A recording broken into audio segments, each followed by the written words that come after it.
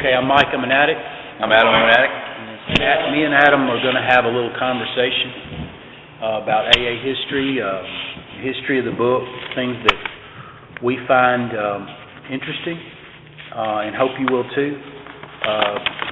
The number of people that are interested in this stuff is very few and far between, but I think this stuff is very important because it gives insight and depth into what is in the book, and it sort of makes the book come alive in that you can see from one reference what was underneath the surface and what was really going on.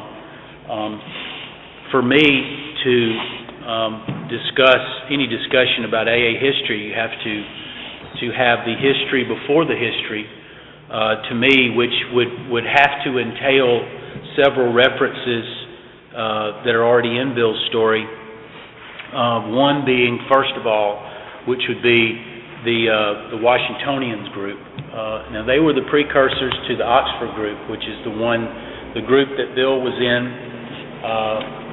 before they split off in '37, and it was the group that obviously Ebby was in, and Roland Hazard and those players that we'll talk about later on in the talk. But the Washingtonians was a group that they went around and talked about the ills of drinking alcohol. There's a couple of references in the big book that are often taken to mean something else. One is, I think it's on 77. There's another one that's very similar, but it says something we don't want to exhibit a propensity for passion or reform. And also another part in working with others where it talks about we don't think that our effectiveness would be improved by someone to talk about drinking who hates it. And then it talks about that in there. And basically those are references to the Washingtonians because they were about reform. They just talked about the ills of alcohol, how much they hated it, and of course in our book it mentions how we don't respond well to that. The Washingtonians had what's called a temperance pledge, and one of them is on the table in the back. I was fortunate enough to get a copy of one. And speaking of temperance pledge, it reminds me in Bill's story of the other reference, and I think it's on page 10 where it talks about the proffered temperance pledge that I never signed. And he talked about his father at that point, and that's page 10, right after 9, where Ebby shows up. So the temperance pledge is what was the Washingtonians. They didn't have any steps, but what they had was a pledge that you would sign saying that you wouldn't drink anymore, which is sort of like singing the Alcoholics National Anthem, I'll never do it again, except signing it on a piece of paper and not having any steps to back it up, which is clearly the same reference that's on page 7 where it talks about the definition of self-knowledge. It says, my incredible behavior in the face of a desperate desire to stop was explained. That was it. Self-knowledge would fix it. Self-knowledge is nothing more than understanding the first step. And not going any farther, we can see why self-knowledge would not fix it. But how often do we hear self-knowledge in the fellowship to mean everything that's in the book, which we know that can't possibly be true. There's so much more than just the first step in the book.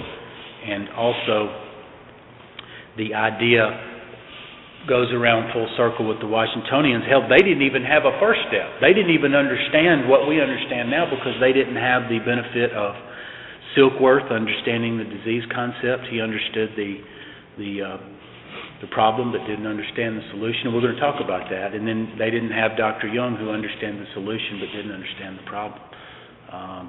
So Washingtonians had little more than just swearing off for good. They hated alcohol, and they were that evangelistic approach that our book several places says that we shouldn't be the evangelist. Those are references to Washingtonians, not to somebody in a meeting bringing it like sweet molasses, which I've heard enough times to make me want to go get a cup of coffee.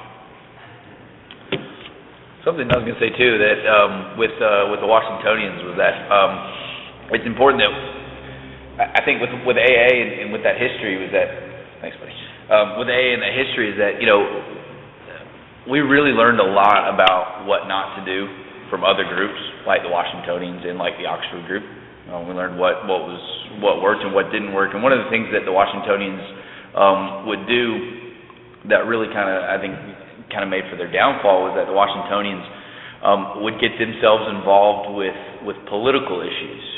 There was even a discussion that they had even got themselves involved in what they would consider, they were split in half about the abolishment of slavery and things like that. And so they would get themselves involved in these political issues, and the group would kind of be at odds with each other, and then that was also one of the reasons why I think that they kind of disbanded. But it's important to learn that we learned from other people's downfalls what to do and make AA successful or CA successful.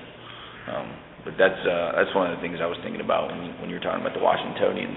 And also when I was growing up, I remember when I was in high school signing one of those pledges, those promise pledges, I remember I didn't want to sign it, but I signed it anyway. But, it reminded me of that when I remember hearing about the temperance pledge, about the one that I signed when I was growing up. So. Yeah, and that's a perfect segue into, of course, a couple of the traditions sound very similar to that.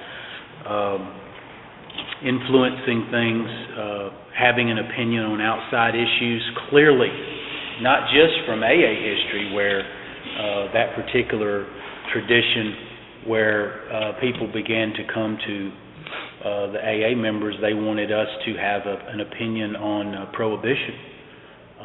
That was where that part came from, but clearly from the Washingtonians as well, because they were trying to influence things, and we see how that doesn't work. So every one of the traditions, and hopefully we'll go into that.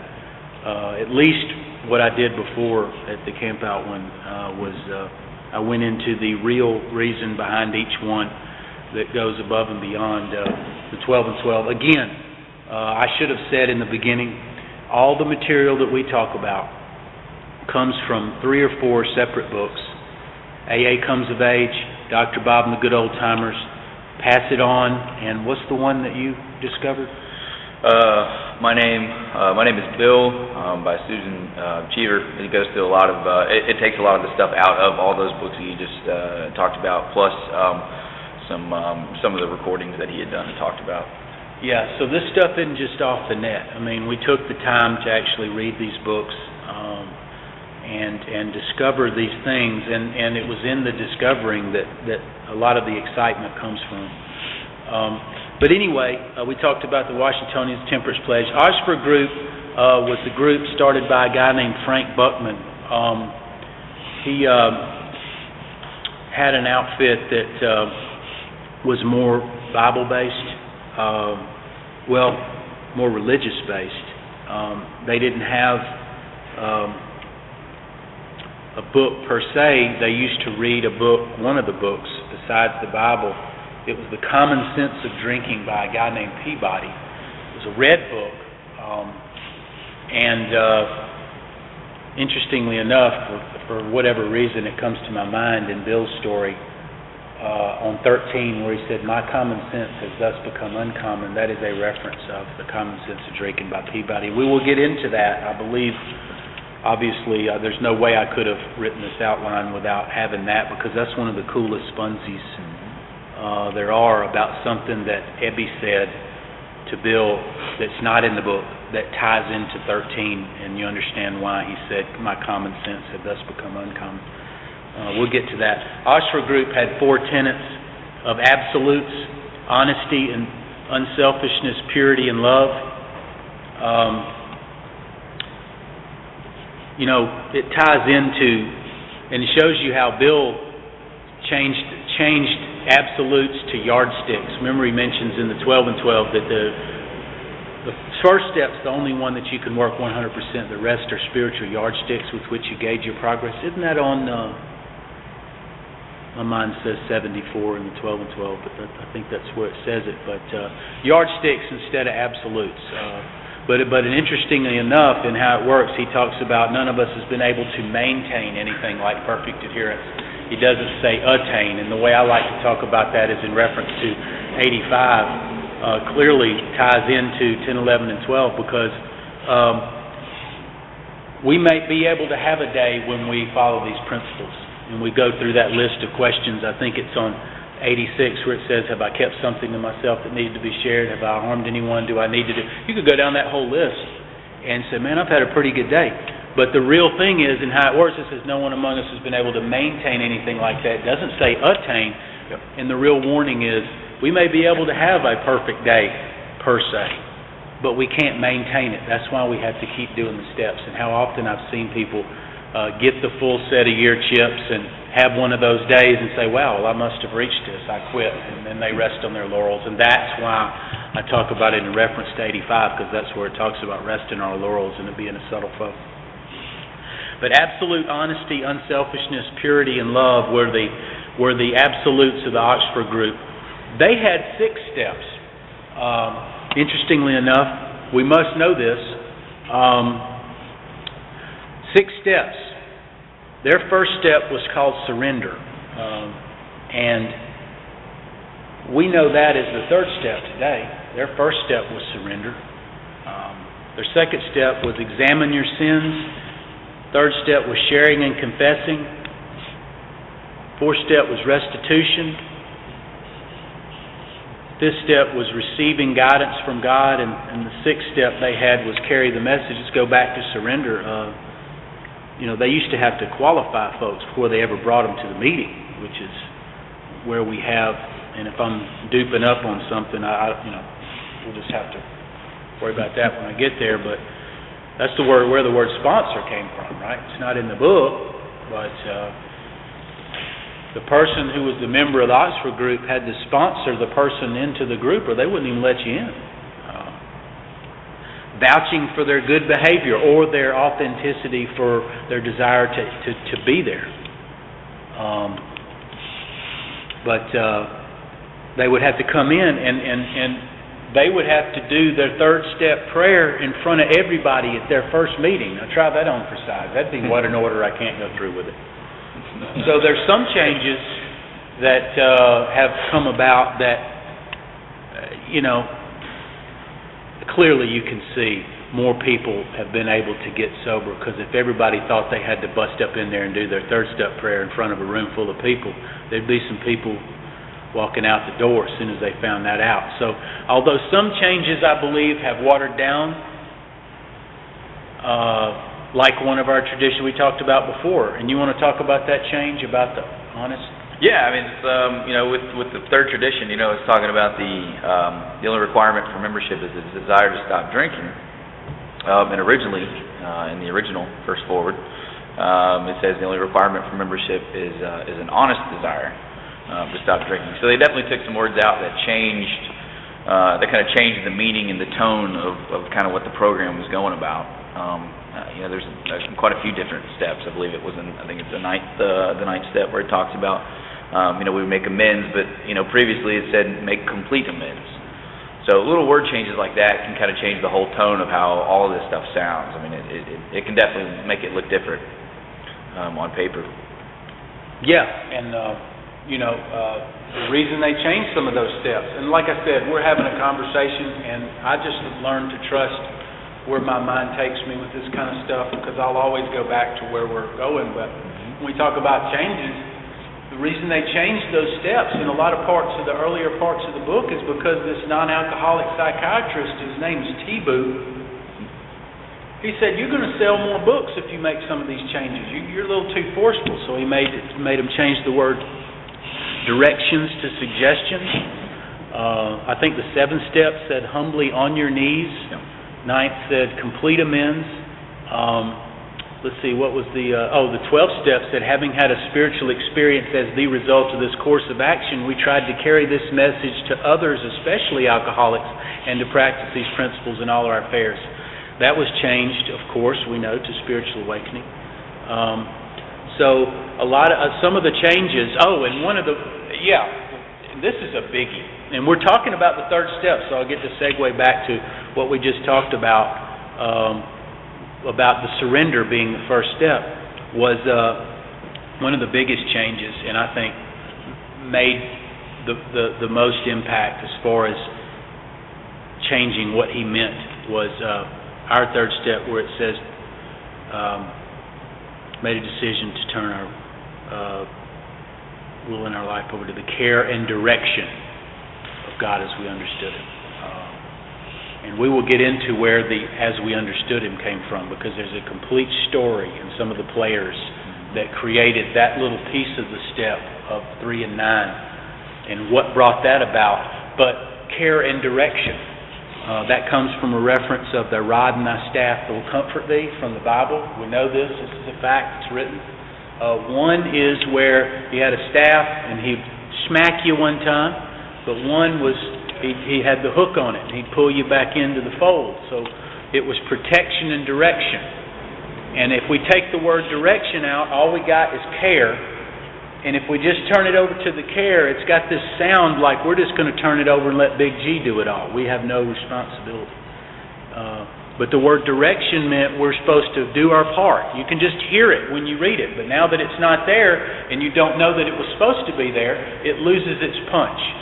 And you can see why this idea that I'm just going to sit back and let God do it all, instead of putting feet to my prayers, so to speak, the idea behind that is lost when you take out certain words. So although his idea about taking words out to sell more books, and unfortunately the idea to sell more books was to finance AA hospitals, which is a sort of an ego trip they were on at the time. A lot of people don't know that.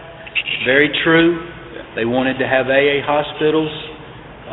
And again, listen to that. That sounds a lot like that tradition we just talked about influencing and then commingling the AA name and diverting us from our purpose by getting into outside issues. Back to the second step of theirs, which was examine your sins. Again, sins sounds a lot like a biblical sounding word, and it's very true. Sins, examine your sins, of course, is going to be 4 and 5. Our fifth step comes from James 5:16, confess your faults one to another that you may be healed. So, this idea of writing down and sharing with somebody was true even back then, and we expanded the 6 into 12, and we'll talk about that later. Sharing and confessing, of course, is 5. Restitution, we know what that is. 8 and 9, and receiving guidance from God, a lot like 11 there, and carrying the message. But I don't want to belabor the point, but of course, 6 steps to 12, Bill was in his bed and then wrote and expanded it from 6 to 12 in 30 minutes in his bed. And the rest is history. We've got a little green there. What we were going to go into from the Oxford group was talking about Frank Buckman, who was a part of the Oxford group, like Mike had mentioned a few minutes ago. But something I was going to mention too was that if you look at the history, it was a no-brainer that Bob and Bill and all them were going to kind of remove themselves from the Oxford group. I mean, it just there was no way to not look at that and see that. But one of the things that had really kind of happened behind the scenes that had moved that in the right direction was another part of the Oxford group was Reverend Sam Shoemaker. And for whatever reason, he told a few of the members of the Oxford group for them not to attend Bill Wilson's Tuesday night meeting. In fact, the Oxford group was talking about how they wanted people maximum. They wanted the absolute best of the best. If you can kind of imagine, and it's not a mean reference, but the Oxford group wanted to be seen as the Mountain Brook of the town, and Bill and Bob wanted to be seen as Bessemer. The Oxford group was really about having those celebrities to kind of back them and have that sway. And Bill and Bob were not that way. But one of the things that with Frank Buckman that really stood out, that really kind of made a turn, was somewhere around 1936.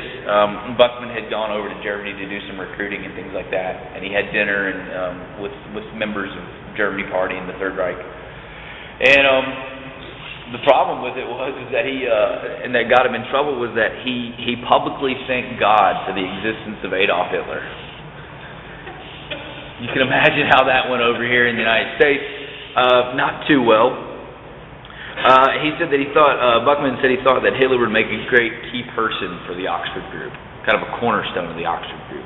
And so you can again see why Bill and Bob were kind of wanting to get away from that organization at the time. But it was just one of those things that people just really didn't want to have anything to do with at that point.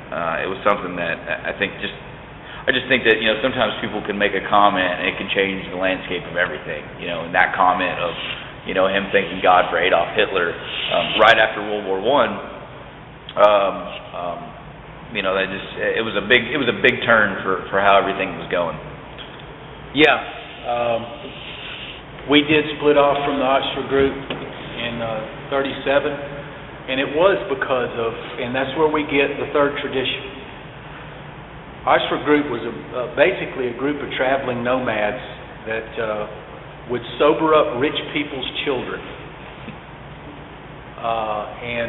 which is clearly one of the reasons that Bill was able to meet Bob, because they were in a town sobering up Seiberling's son, who was a big rubber baron, right? And they were on the Seiberling estate, which is where Henrietta Seiberling, which was the soon-to-be ex-wife of the Seiberling kid, they've been trying to sober him up, been unsuccessful.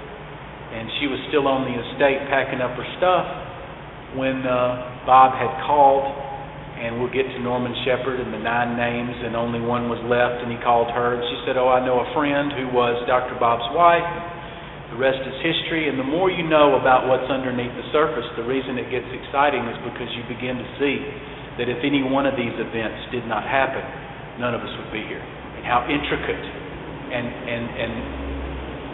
seemingly happenstance, but clearly directed by higher power, these events must have been. Clearly, Adam is correct. Later on, Frank wrote the article, some deemed to be supportive of Hitler, and the reason I've got it in the outline is because that's why when the Oxford group found that out, when the Oxford University found that out, they told Frank Buckman, "You can't use our name anymore," and that's why they changed the name of it to the Moral Rearmament, and that began their demise and decline. So we got away just in time. The next thing on my outline is enthusiasm and flying blind. I want to go ahead and move on with this outline. I can see how you can end up with just having a conversation with a few inches of this thing for 3 hours, because more and more things come to our minds, and we end up talking about different parts. So we'll come back. Enthusiasm and flying blind. The reason I've got enthusiasm is because Bill was blamed for being too enthusiastic. A lot of times people were blaming him and saying, "You need to tone it down. You're scaring people off. You're being too enthusiastic." And he said, "We don't know this thing works. You can't be too enthusiastic." And it was because they were in what was called the flying blind period, when they really didn't know if what we had going worked. It's what it was called. They called it the flying blind period. The flying blind period started from when they left the Oxford group, and it ended when they had an article that was published by, wasn't it the Alexander guy? In the Jack Post. Alexander. Yep. And it got to be very widespread after that. And then they knew it worked because they began to get all these book orders. But the flying blind period was clearly a part of AA history where, people were really not sure it worked. So there was no room for letting up on anything. The next part, that's what I got. This was the pioneering group, and you weren't absolutely sure if it worked, so you couldn't possibly overdo it. And the next on the thing we've got here is something about the names of the book, and Adam's going to cover that. Yeah, some of the when the book was beginning to get finished and published, by the time they got done with the book, they still didn't have a title, so they sat around and discussed some of the things that they maybe thought could be a good title for the book. Some of the ones that didn't make the list were 100 Men. You can imagine, I mean, it sounds like a cool title, but after they get over 100, it would kind of be nonchalant. So the other one was The Dry Frontiers. It's pretty cool. I mean, not bad. The other one that I liked was The Empty Glass. Thought that was pretty cool. Also, one of the ones that and Mike did reference another talk was for even just a split moment, Bill Wilson wanted to refer to it as the Bill Wilson movement. But as Mike pointed out last time, was that that sounds kind of like a bowel movement. So the BW movement. The BW, the BW movement. That's what he called it. So I'm pretty sure that one they scratched that one. What it really came down to was one of the titles I really liked was a title called The Way Out, which is a really cool title. And I can't remember, Mike maybe help me a little bit, but I can't remember the specific guy's name. But he was in the back of the room, and he said, "How about Anonymous Alcoholics?" And then they decided they liked that, but they wanted to make sure that the alcoholic was first. So it came down between The Way Out and Alcoholics Anonymous for the title. And to limit, and kind of decide for itself. Another thing I think where there was some kind of a power intervening was that they made a suggestion, well, why don't you go see the copyright and see who's used that title before. And the title A Way Out had been used a lot. And so they said it was pretty much kind of narrowed down to that. So they went ahead and decided and went with Alcoholics Anonymous. And so that was pretty cool. Another thing, I think it was Comes the Dawn. And Haven was another title for the book. Really cool stuff. I mean, I can imagine just what they were like sitting in that room, smoking cigarettes, thinking about what that title would be like, or what, something you can't change. Again, you make a title and it sticks. But one of the things too that we have on the outline is talking about the different stories. It's important to know, and some people know this and some people don't, was that Bill Wilson wrote the entire book besides two employers, which Hank P. wrote. And I've got a little bit of stuff on Hank P. We'll talk about it a little bit, but Hank P. wrote two employers. He was the only one that wrote the book. Most people thought Bill's wife Lois wrote two wives, but that wasn't the case. So Hank P. wrote two employers. And I'll get into it a little bit later about the kind of rift between Hank and Bill and why there was a rift. Where is that?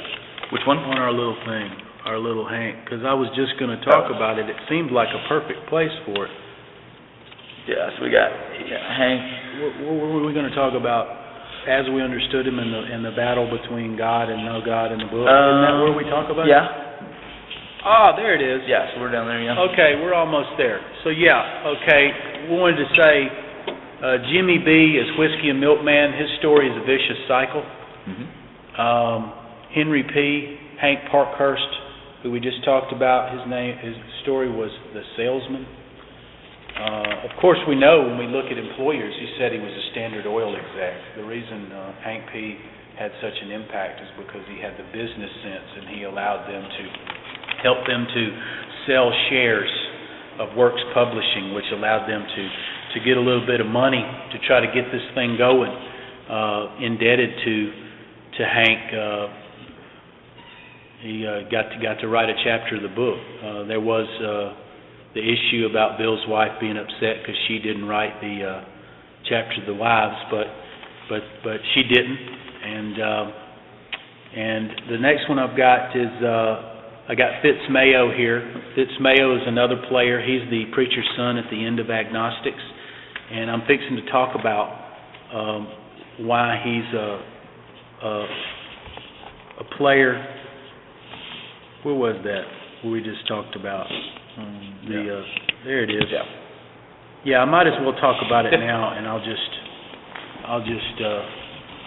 we'll just fit it in.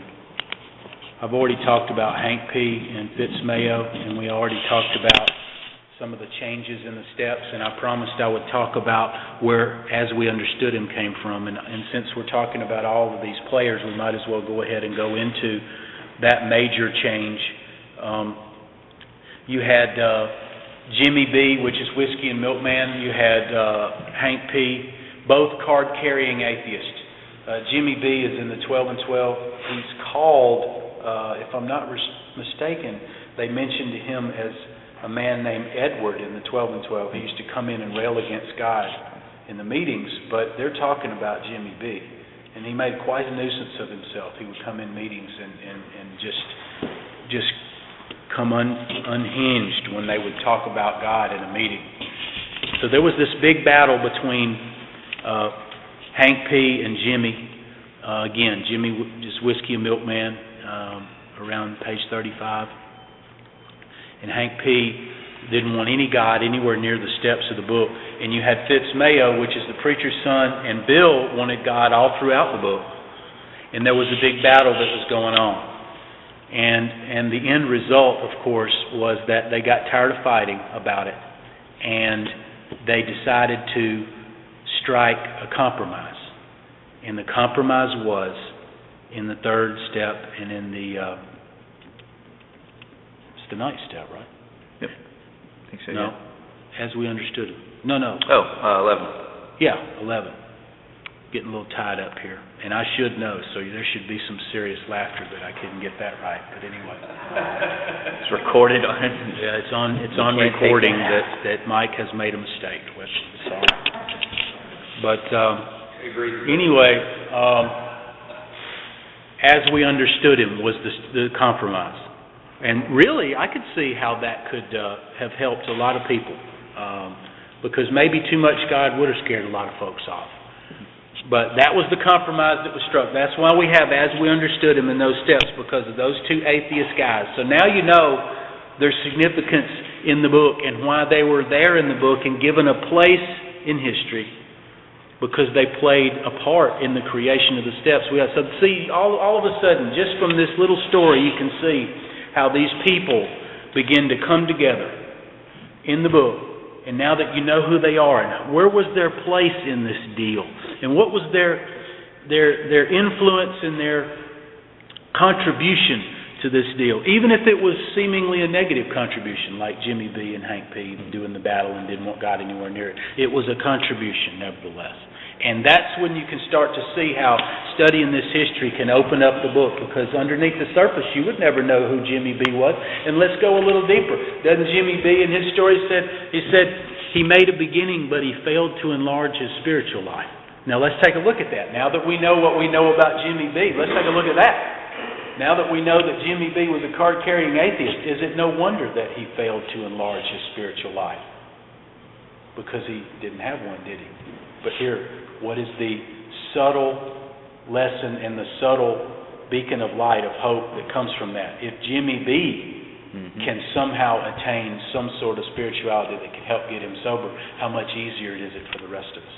So now all of a sudden we see in his story how failed to enlarge his spiritual life. You'll never be able to read that in that story again without knowing the underneath the surface, knowing what he stood for, and how that mere statement of he failed to enlarge his spiritual life is not just a few words. It means a hell of a lot more for somebody coming from his frame of mind, being an atheist. So that's the kind of stuff I'm talking about that can start your spark of interest. This is, wow, I understand it more now that I know the players. And I want to know the players. And I want to know when it happened, and all of this stuff. And when it all comes together, it starts, you build a ever-increasing interest in this stuff. Bill wrote The Wives. Looks like we got some more green. We got Ernie here, and we're going to let Adam talk about a couple of these guys here. Yeah, something too that I wanted to say too before I jump into this is that, and what Mike just said was that, one of the reasons why we entitled this thing A New Pair of Glasses was it's kind of a Chuck C reference, if you know anything about Chuck C, but it's really kind of a reference to that hopefully by the end of this thing, or even anybody who, which by the way we haven't, I don't think we've said this yet, was that sometime in the next week or so, we're going to have a link up on the website. John's going to put a link up there for us, and so this whole thing will be on the website. So you can link it, download it to your computer if you want to, and put it on your phone, carry it with you, something to travel with or whatever, you go on long trips. You can do that. But, with the reference to the title, A New Pair of Glasses, and this is for me, was that when I begin to kind of see this stuff, and Mike and I would sit sometimes after the meetings and sit in the parking lot for a while and talk about this stuff, but I begin to see the book completely different. the book kind of began to take a new shape and a new meaning. And so that's kind of why I thought it was a kind of a appropriate title for kind of what we're talking about. But the next guy that we wanted to talk about was Ernie G. Ernie G is in the book on page 158. It says in here, it says, he came through an acquaintance who had heard the good news. He proved to be the devil-may-care young fellow whose parents could not make out whether he wanted to stop drinking or not. The reason why that guy is important, one is he's in the book. The other thing is that he actually married Dr. Bob's daughter. He also has the story in the first edition called The 7-Month Slip. So it's pretty cool because, again, like you said, like some of these things are changed. Some of these the players have changed kind of the shape of the book and allowed you to see some of these things. But I think we're going to jump into some of the steps and some other folks. Yeah, Ernie was the first member under 30, which is of major significance, as well as everything else. Okay, we talked about the God-atheist battle as we understood him in the steps. The next one is Eddie Rickenbacker, which is injure them or others, the reference. He's another player, not a very, I won't say not a very significant player, because any player that brings about an actual contribution to the steps we know is significant, but he never got sober. He was the guy they worked with and beat their head against a wall trying to get sober before alcoholic number 3, which is a story, Bill Dodson. And they gave up on him and they went to try to work with Bill Dodson. But the reason Eddie Rickenbacker, who in Comes of Age, it talks about how Eddie was basically a drama king. They said he could come up with any manner and means of chaos. And we know people like that. It's always got to be some kind of crisis going on. Anyway, that was Eddie Rickenbacker. And that was back when they used to let them come live in their houses. You know, the reference about there may be torn out pianos and stuff. Bill did say later that is not a good idea, and he didn't help anybody by letting them do that. So it sounds great in the book, you know, and it really happened, but going through all that mayhem in your own home, we just have things that we can take them to detox now. We don't have to let them rip our pianos apart, fight with them in the living room. I mean, that sounded a bit much even for then, but he did end up saying that he didn't see that it helped folks much letting your house be some kind of a halfway house or whatever. But that was said by Bill, so it bears mentioning. Eddie Rickenbacker, the reference to Eddie Rickenbacker's contribution is on page 81 in the book, where it talks about the last reference to the others. You know, we have 79, 80, and 81 in the book where it talks about others in the ninth step reading. 79 is where it talks about the guy who has a current family who owes money to his ex-wife, and it would hurt his family if he went to jail now, so he wrote her a letter. It worked out. 80 is where it talks about his current business partner would be hurt because he disgraced a former one. He got up in church and did the amends that way because an other there would be his current business partner. 81, the other is the mistress, isn't it? And that's where this story comes in. 81 is where it talks about maybe the wife wants to know who and where this lady is. And then of course on 81 it says maybe we shouldn't tell her. She knows in a general way we've been wild. Maybe we shouldn't tell her. Well, what happened is Eddie told her. His wife became belligerent and crazy. And long story short, they were staying in Bob's house, and a knife got pulled on Dr. Bob's wife. Okay, so that story shook them up enough to say, maybe we need to rethink this just totally bearing our souls might not be a good idea. Anyway, long story short, Eddie Rickenbacker's story, that issue is why we have injure them or others in the ninth step. That's why we have it. That's why it's there, according to Comes of Age and the people who, you know, told their stories, and it's been handed down. And I find it even more interesting. Now we're beginning to see the construction of the steps. We've already added several pieces. We know we went from 6 to 12. We know what those were.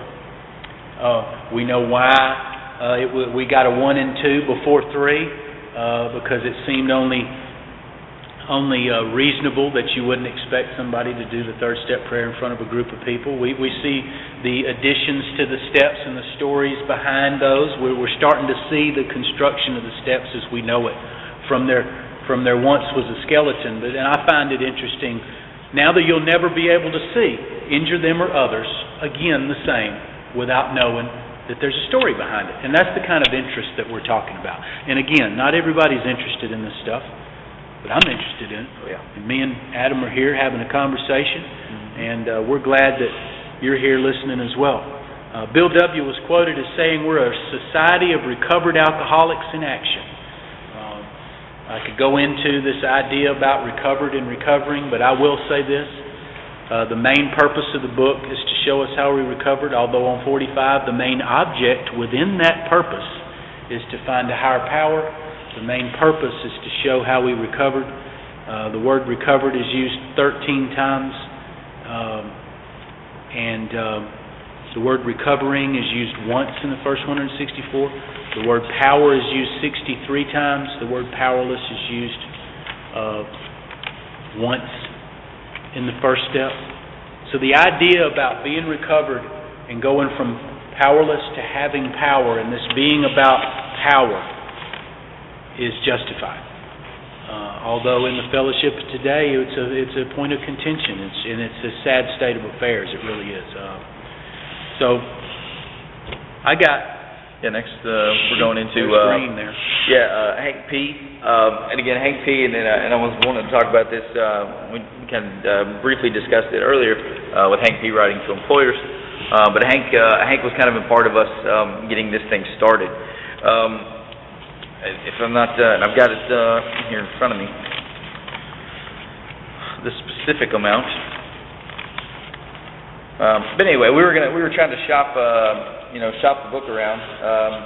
Basically, what it was, the first two chapters were copied and sent out to some backers, including Eugene Exman, at the published house of Harper and Brothers.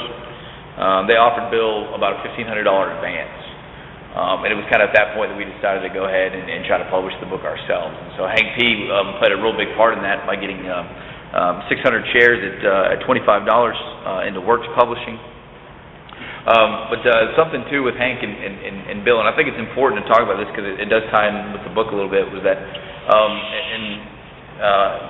when it's talking about the fourth step, it's talking about resentment as the number one offender. And it's real obvious by looking at the history that Hank had a resentment towards Bill. One of the reasons why was that Hank owned a dealership called Honors Dealership, and it was there where they actually sat down with Hank's secretary, Ruth Honk, and she was one of the people who helped type up the manuscript for the book. Hank was in love with Ruth, even though he was married. Ruth paid him no attention. She was more excited about trying to get AA and the big book printed off.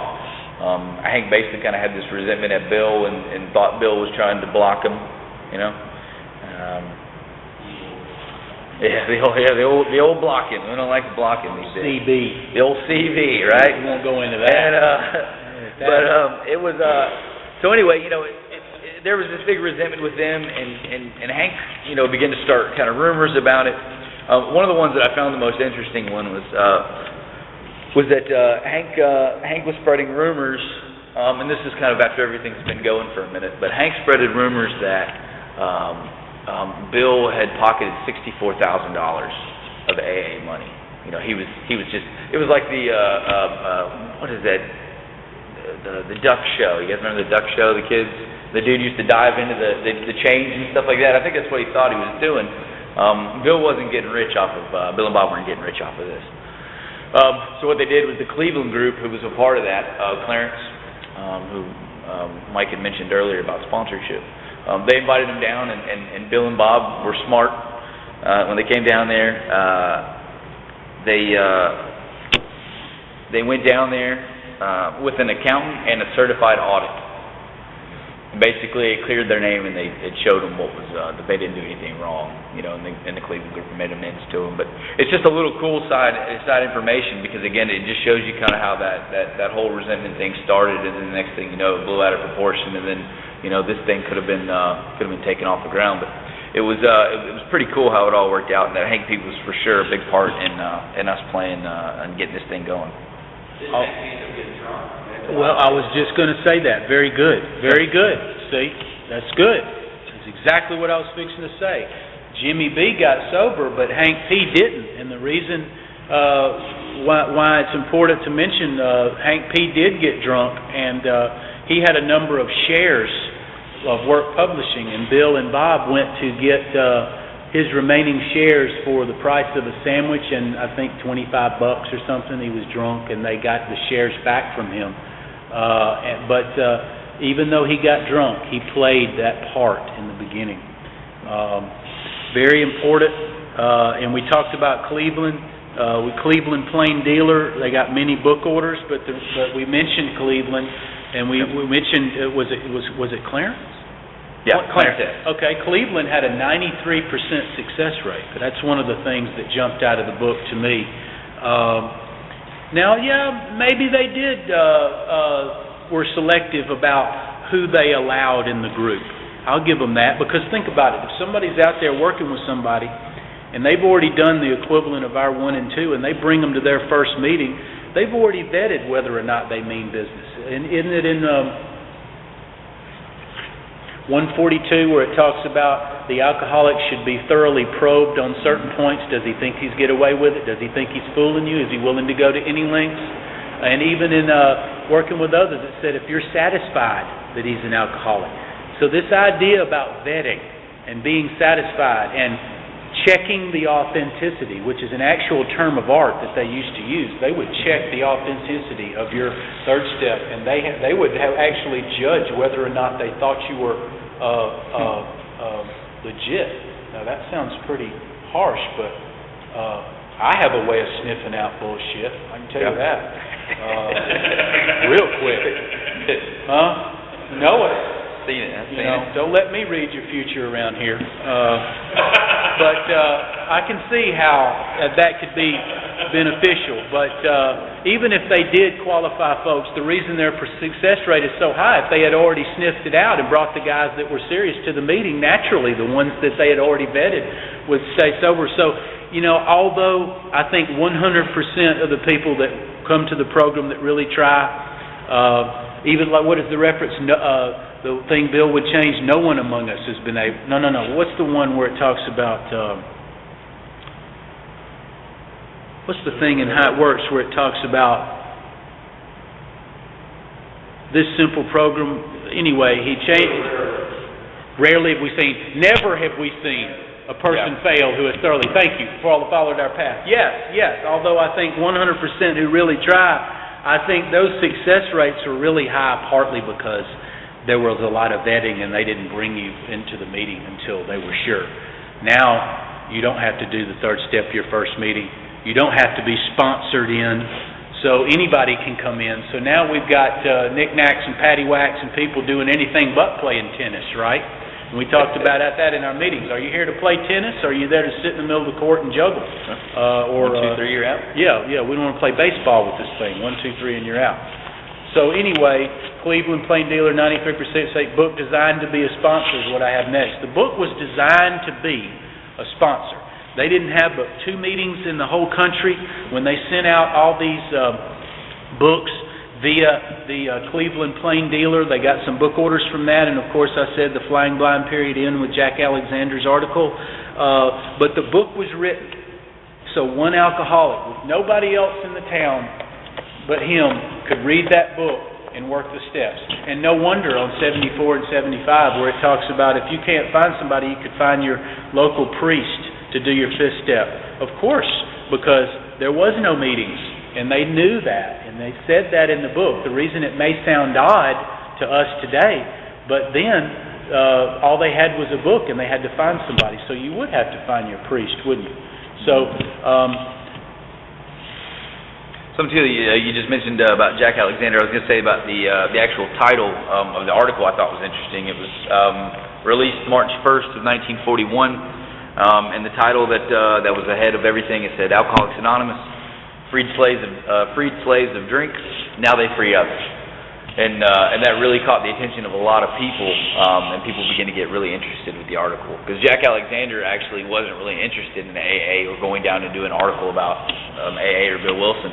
In fact, he didn't even like Bill Wilson at first. He thought he was kind of arrogant. But Bill kind of grew on him, and after a while, Bill said, "Well, why don't you come with me? Why don't you come down to and let me give you a tour of our meetings and let you interview some people and see what you think." And after that, he was hooked and he was sold. And then that article played a big part in this book getting published. So that was a really cool little neat fact. That's cool. And they're all cool facts. If you're interested in this, they're all cool facts. Some are more striking than others because you begin to see, like I said, the construction of the steps. But so many more underneath the surface that could go unmentioned forever, but your knowledge of what's underneath the surface can give depth and weight to the words, because there are things lurking under there that give the words more context and can explain why the choice of those words are there, which is interesting to me. Let's go into, the one last thing, the Serenity Prayer was read off of an obituary. It's very true. The Serenity Prayer, which has two other stanzas from what we know, it's in the Red Book. If you've got one, don't ask, don't tell. But the thing about it is the Serenity Prayer, Bill saw it on an obituary and he thought it would be good for us. That's an interesting tidbit, where these things come from. That's just an interesting aside. I can't tell you whose obituary. I'm not sure that it would assist us if I could tell you whose obituary. But what's cool is the Serenity Prayer came from an obituary, meaning that all the things that we know as commonplace were pulled from other places by these players. And what if Bill wasn't looking at that particular newspaper that day? We wouldn't have the Serenity Prayer. Period. Maybe he would have seen it later. I don't know, but I know that's where it came from. And that's when you begin to see some of these things, that if any one of these things didn't happen. Bill was born in East Dorset, Vermont. We're going to go through some of the things that are mentioned in Bill's story, some of the cool references. I've got my little book here where I wrote notes and the things, but I must have written all this stuff when I had better eyesight, because now it looks like a bunch of hieroglyphs. And I don't have my reading glasses. I may be dating myself, but that's cool. But I can, I got it in my head, and that's what counts. And we're going to talk about it. And East Dorset, Vermont, is where he was born. I know he met Ebby when he was 11 years old. I do know that. And we've got a reference of in his story about the icy, and I'm going to let Adam handle that. The mountains were the mountain next to his house was called Mount Elios, and it's a really cool thing because there's a lot of stuff that he talks about in the book that a lot of times if you don't kind of know that information. It can kind of miss you, A lot of times we can read it, and there's a lot of stuff that's in between the lines if you look at it. But on page 12, when he's talking about the mountains, he says, that statement hit me hard, which is what he's talking about, is why don't you choose your own conception of God? That statement hit me hard. It melted the icy intellectual mountain in whose shadow I had lived and shivered many years. I stood in the sunlight at last, and that's where he lived, was in the valley of Mount Elios. The other one, the other reference that's really cool about these mountains, and I think plays a much larger part, was on page 14. It says, I felt lifted up as though the great clean wind of a mountaintop blew through and through. God comes to most men gradually, but his impact on me was sudden and profound. And there's two reasons why I think that's important. Number one is I think that's a reference to his kind of acknowledgement to the back of the book in the appendix about the spiritual experience. That sometimes it's educational variety. It comes slowly over a period of time, and then sometimes that it can come like a lightning bolt, or as my buddy in the back, a burning pine tree. But that was one of the cool references. But here's the other reference that I think it's a really neat story, and I was sharing it with Mike a couple months ago, was that Bill's grandfather, William, was a drunk. He was a drunk for many, many, many years. And he was at that jumping off place. What happened was that he literally, on a Sunday morning, he was drunk and he climbed the mountain. He climbed the mountain up in Mount Elios, and he got up at the top. I want to make sure I have the quote here. But he got up to the top of there, and he beseeched God, basically. He basically said, if you're out there, why don't you prove it? What was cool about it was that he reported to say that he saw a blinding light and felt a great wind, and rushed down to interrupt the service at the Congregational Church, demanding that the minister leave the pulpit.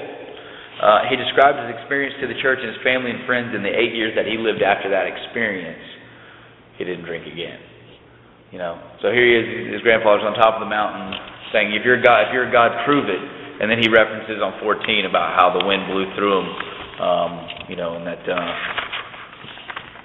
I felt lifted up as the great clean wind of a mountaintop blew through and through. God comes to most men gradually, but his impact on me was sudden and profound. I think Bill and his grandfather had a lot of the same experiences. But that's just a little cool reference that a lot of times we'll miss if we don't look at it. Yeah, on page 10 it talks about his grandfather as well. It says, the proper temperance pledge I never signed, my grandfather's good contempt of some church folk and their doings. So he's mentioned his grandfather. His grandfather obviously had an impact on him. He had to live with his grandparents because his mother got sick and Daddy kicked it. Is that what's up? His dad left. Yeah. His dad left and went up to Canada. He went to Canada to go work up there, and then his mom was like, I can't deal with you anymore. I got to go. I'm going to school. She went back to school, I believe it was, back to Boston. She went back to school. Took his younger sister with him. Yeah. But left Bill behind. So she's sick, and he's living with his grandparents at the base of the Green Mountains in that shadow, and the intellectual shadow, and there's that reference. So now you'll never be able to see that it melted the icy intellectual mountains again without being able to feel that truth of his real experience coming through the book. Yeah. In addition, he was touted as being what's called a voracious reader. All he had time to do was read when he was there as a child. And what he was taught as a child was to never describe the same thing twice with the same words. And I'll really quickly go into this. I don't really want to belabor this. It's really not on the outline, but I'll give you an example of what I'm talking about. We're talking about the construction of the steps. We're talking about Bill going from 6 steps to 12 in his bed in 30 minutes. This issue about him being a voracious reader comes to bear right here in that the construction of our 5, 6, and 7. We have 5 where it talks about wrongs. We have 6 where it talks about defects. We have 7 where it talks about shortcomings. Okay? Now, I've heard all manner and means of discussion about what is a defect, what is a wrong, and what is a shortcoming, and how they're all different things, and people have pontificated about shortcomings being something about character and something else being about values or something. Well, here's the straight skinny. In our book, it talks about, on 72, it mentions the 5th step. I've got my book right here, and I'll just read it. Now, you'll find this interesting. You can take this back home with you right here. It talks about 5th step, into action, page 72. It says this requires action complete, will mean that we have admitted to God, to ourselves, and to another human being the exact nature of our defects. This brings us to the 5th step. Now, interestingly enough, he doesn't say wrongs. Okay?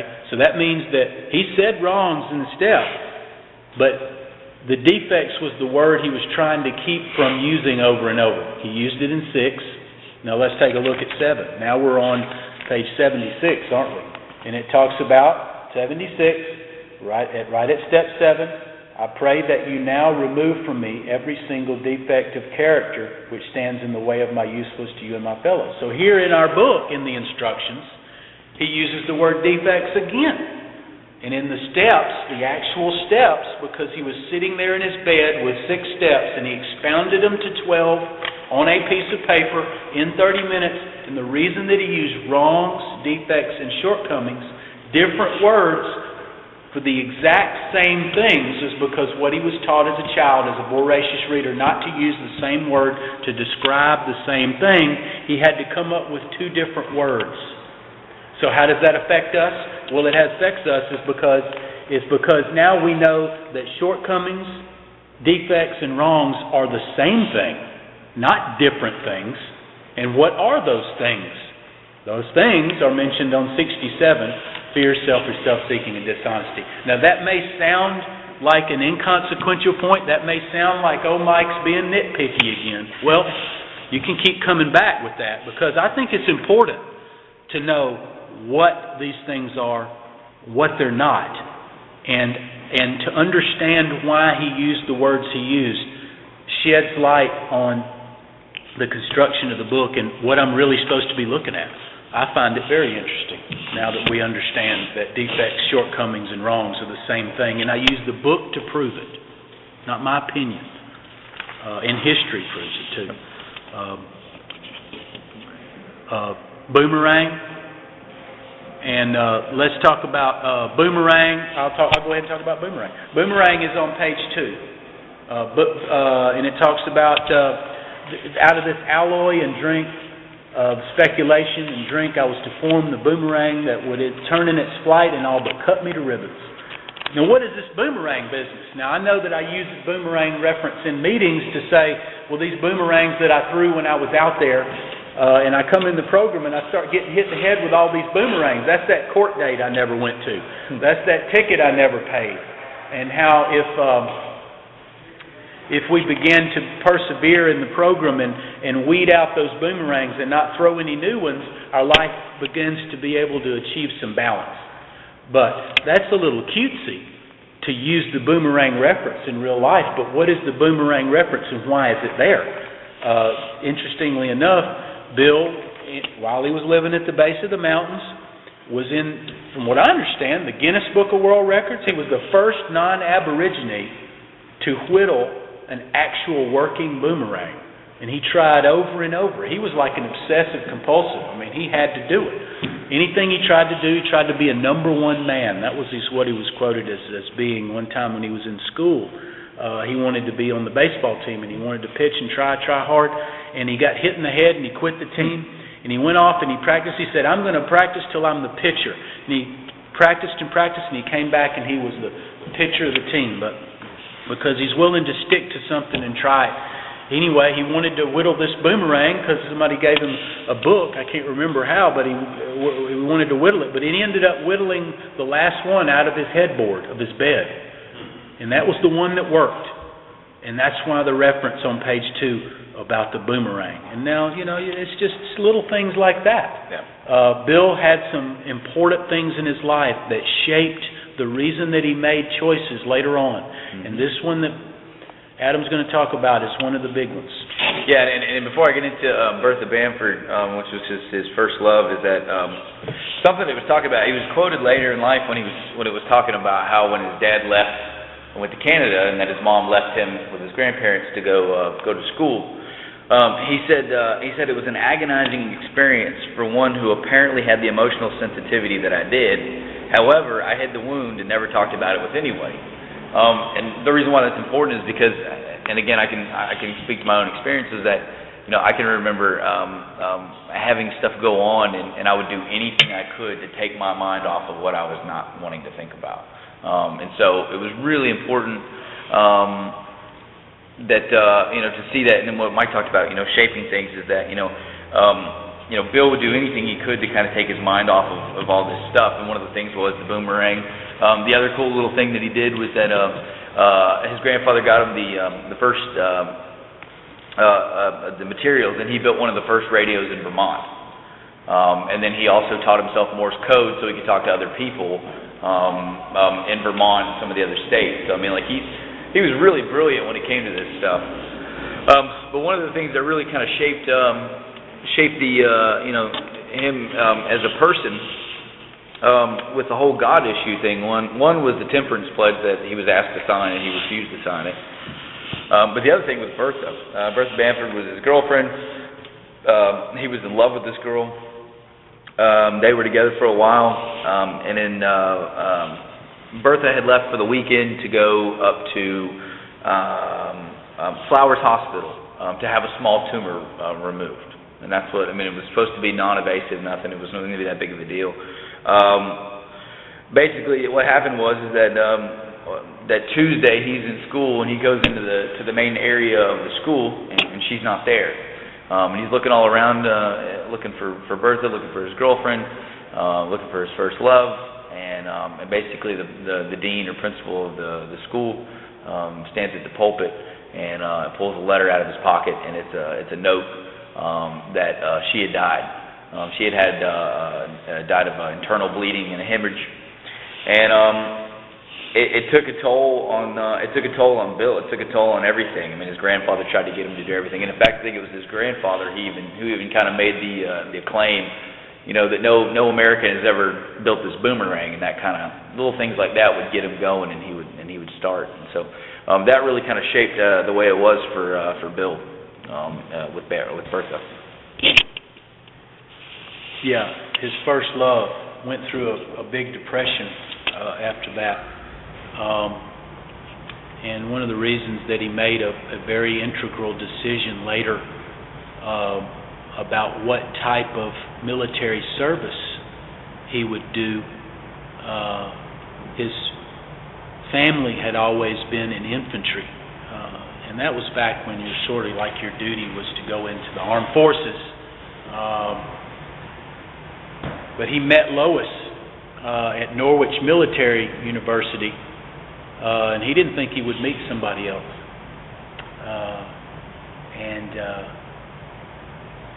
I think he said in one of the books he was standing on a cliff. Where was it? It was Newport, somewhere. The first glimmerings of the first spiritual experience he felt it, standing on the coast, that cliff. Anyway, he knew he found love again. And like I say, all of his family had chosen infantry. And what Adam's going to talk about right here is the choice he made to do different than that and how it affected him. Yeah, he chose coastal artillery, which is kind of the most non-threatening of all the positions that he could have done. Most of his family was infantry and right on the front line. Here he is. He met Lois. He didn't want to lose Lois again or lose another love, so he decided to play it safe. And he always talked about how that that it was a big moment for him. That it says also too is that he chose to go into coastal artillery. He shot a machine gun that was so big that it was carried by 10 men and a mule, which is a cool little funsy. But again, yeah, I mean, he was really plagued with this guilt for choosing coastal artillery. I mean, I think even up until the day he died, I think he had some kind of a guilt about that because he wished he had made a different choice. But he played it safe so he could come home, and he was quote unquote fancied as a leader. But yeah, he was. I think he always kind of had this thing that he would want to do a little bit different. Yeah, and he and we talk about his guilt. It probably sure played a part in why he needed to drink because he felt like a coward. Yep. But he didn't want to lose this love he found, so he said, "Well, I'll go into coast artillery." You've got in his story on page 1, us young men from Plattsburgh were assigned. Interestingly enough, the reason I put Fort Rodman is because that's where the young men from Plattsburgh were assigned. They weren't assigned to Plattsburgh. Our young men from Plattsburgh were assigned. If you ever had the question, where were they assigned? Well, it's Fort Rodman, and that's where he had his first drink. It was called a Bronx cocktail.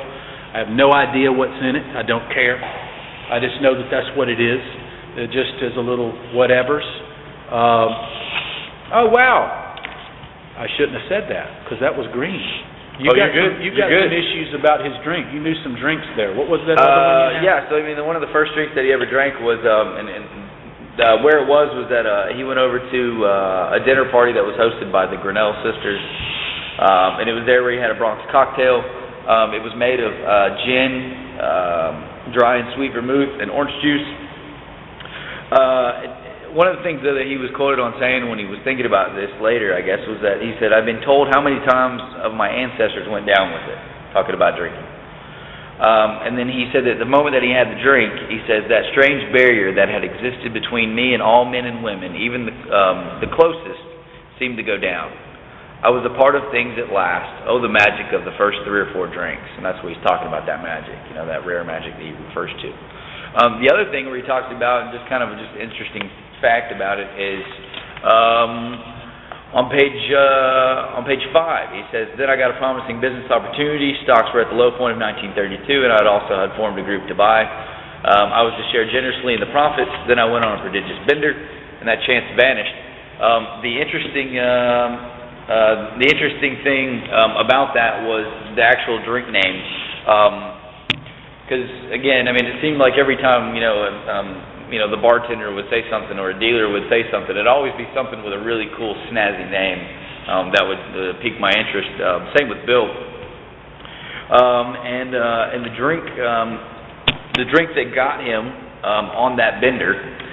He was playing cards one night with a bunch of guys. And he was kind of on his 5th comeback. He'd already asked if they were wanting, if he had wanted a drink, and he had told him no prior. And the guy he had overheard the guy say that this stuff was really good stuff, and so he asked, "Well, what was it?"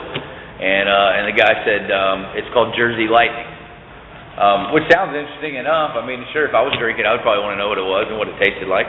And that's what happened. Bill drank Jersey Lightning, and that's when he lost that chance to own in that company. Yeah, and he must have really liked gin and juice, because if you recall, when Ebby came to see him, he said, my gin would last longer than his ranting. What's not in the book was that there was a picture of pineapple juice there as well. That's an interesting aside. It may not be very interesting, but that's a fact as it is.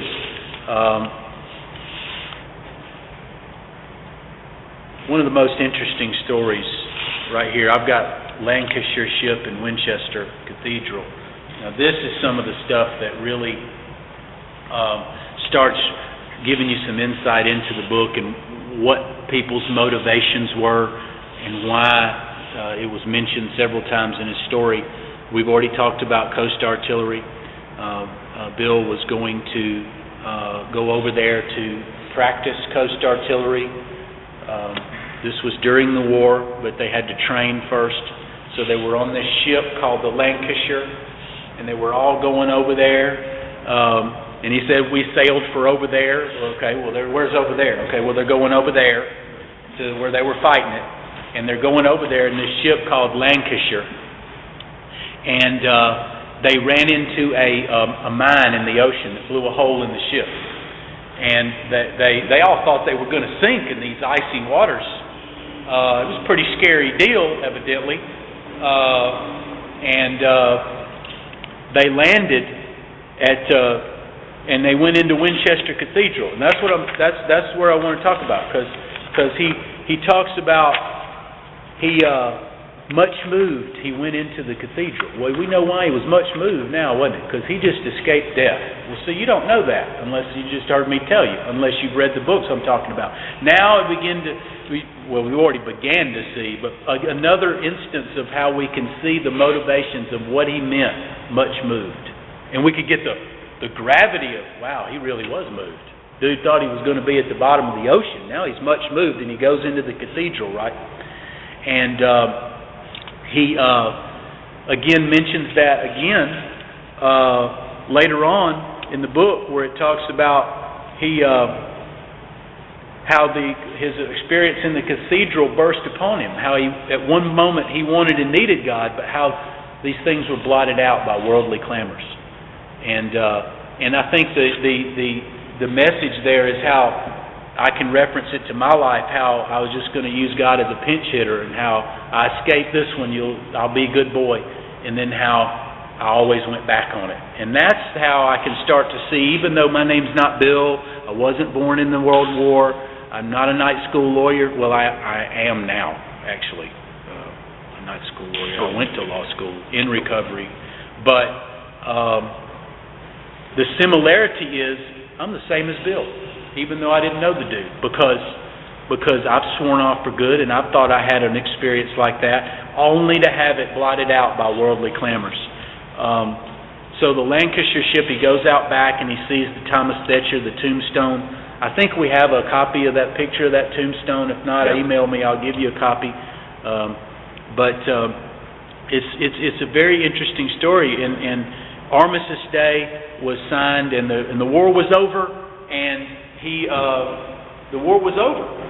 But he came home and he fancied himself a leader, even though he never saw the first day of combat, right? And that's why I think it's funny he fancied himself a leader. And later on in the book, I think it's on 66, where it talks about fancied or real, these things have the power to kill. There's that word fancied again. And I think it's very interesting how we can make ourselves believe things that aren't true. And isn't that what the fourth step is designed to do, to help us see how these character defects within myself that can make me believe things that aren't true. I already mentioned law school. He went to Brooklyn Law School, and he didn't even go get his diploma. That's on page 4. His wife went and got it later. Golf fever, Manchester. In the story where it talks about there was flights from city to country and back where me and my wife sought escape. Another reference is where it talks about I began to get the impeccable coat that I saw of the well-to-do. The local banker was amused by me whirling fat checks in and out of his till with amused skepticism. That was Manchester, Vermont. That was where Bill's wife, Lois, her brother, Leonard Strong, lived, and they lived at a country club.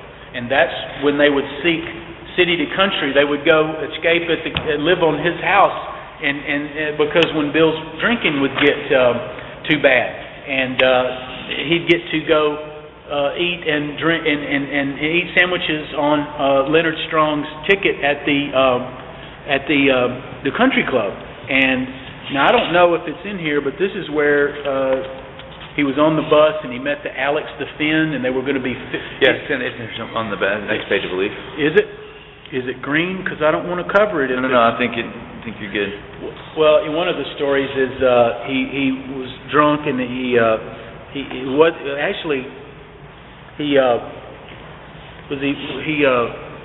met the Alex the Finn, and he was a fisherman, and then he had this idea, let's be fishers of men, and then they went to the what was that? The Calvary Mission. Calvary Mission. Yeah, one of the meetings. All of it's connected. It's really interesting stories.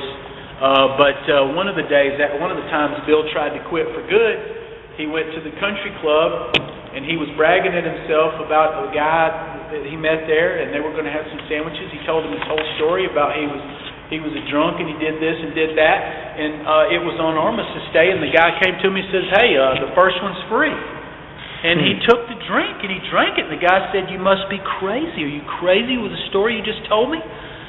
So it's all connected. The reason I was telling is because Manchester, Vermont. Now, when you hear flight to city and country and back, you know where it was. You know where the local banker was.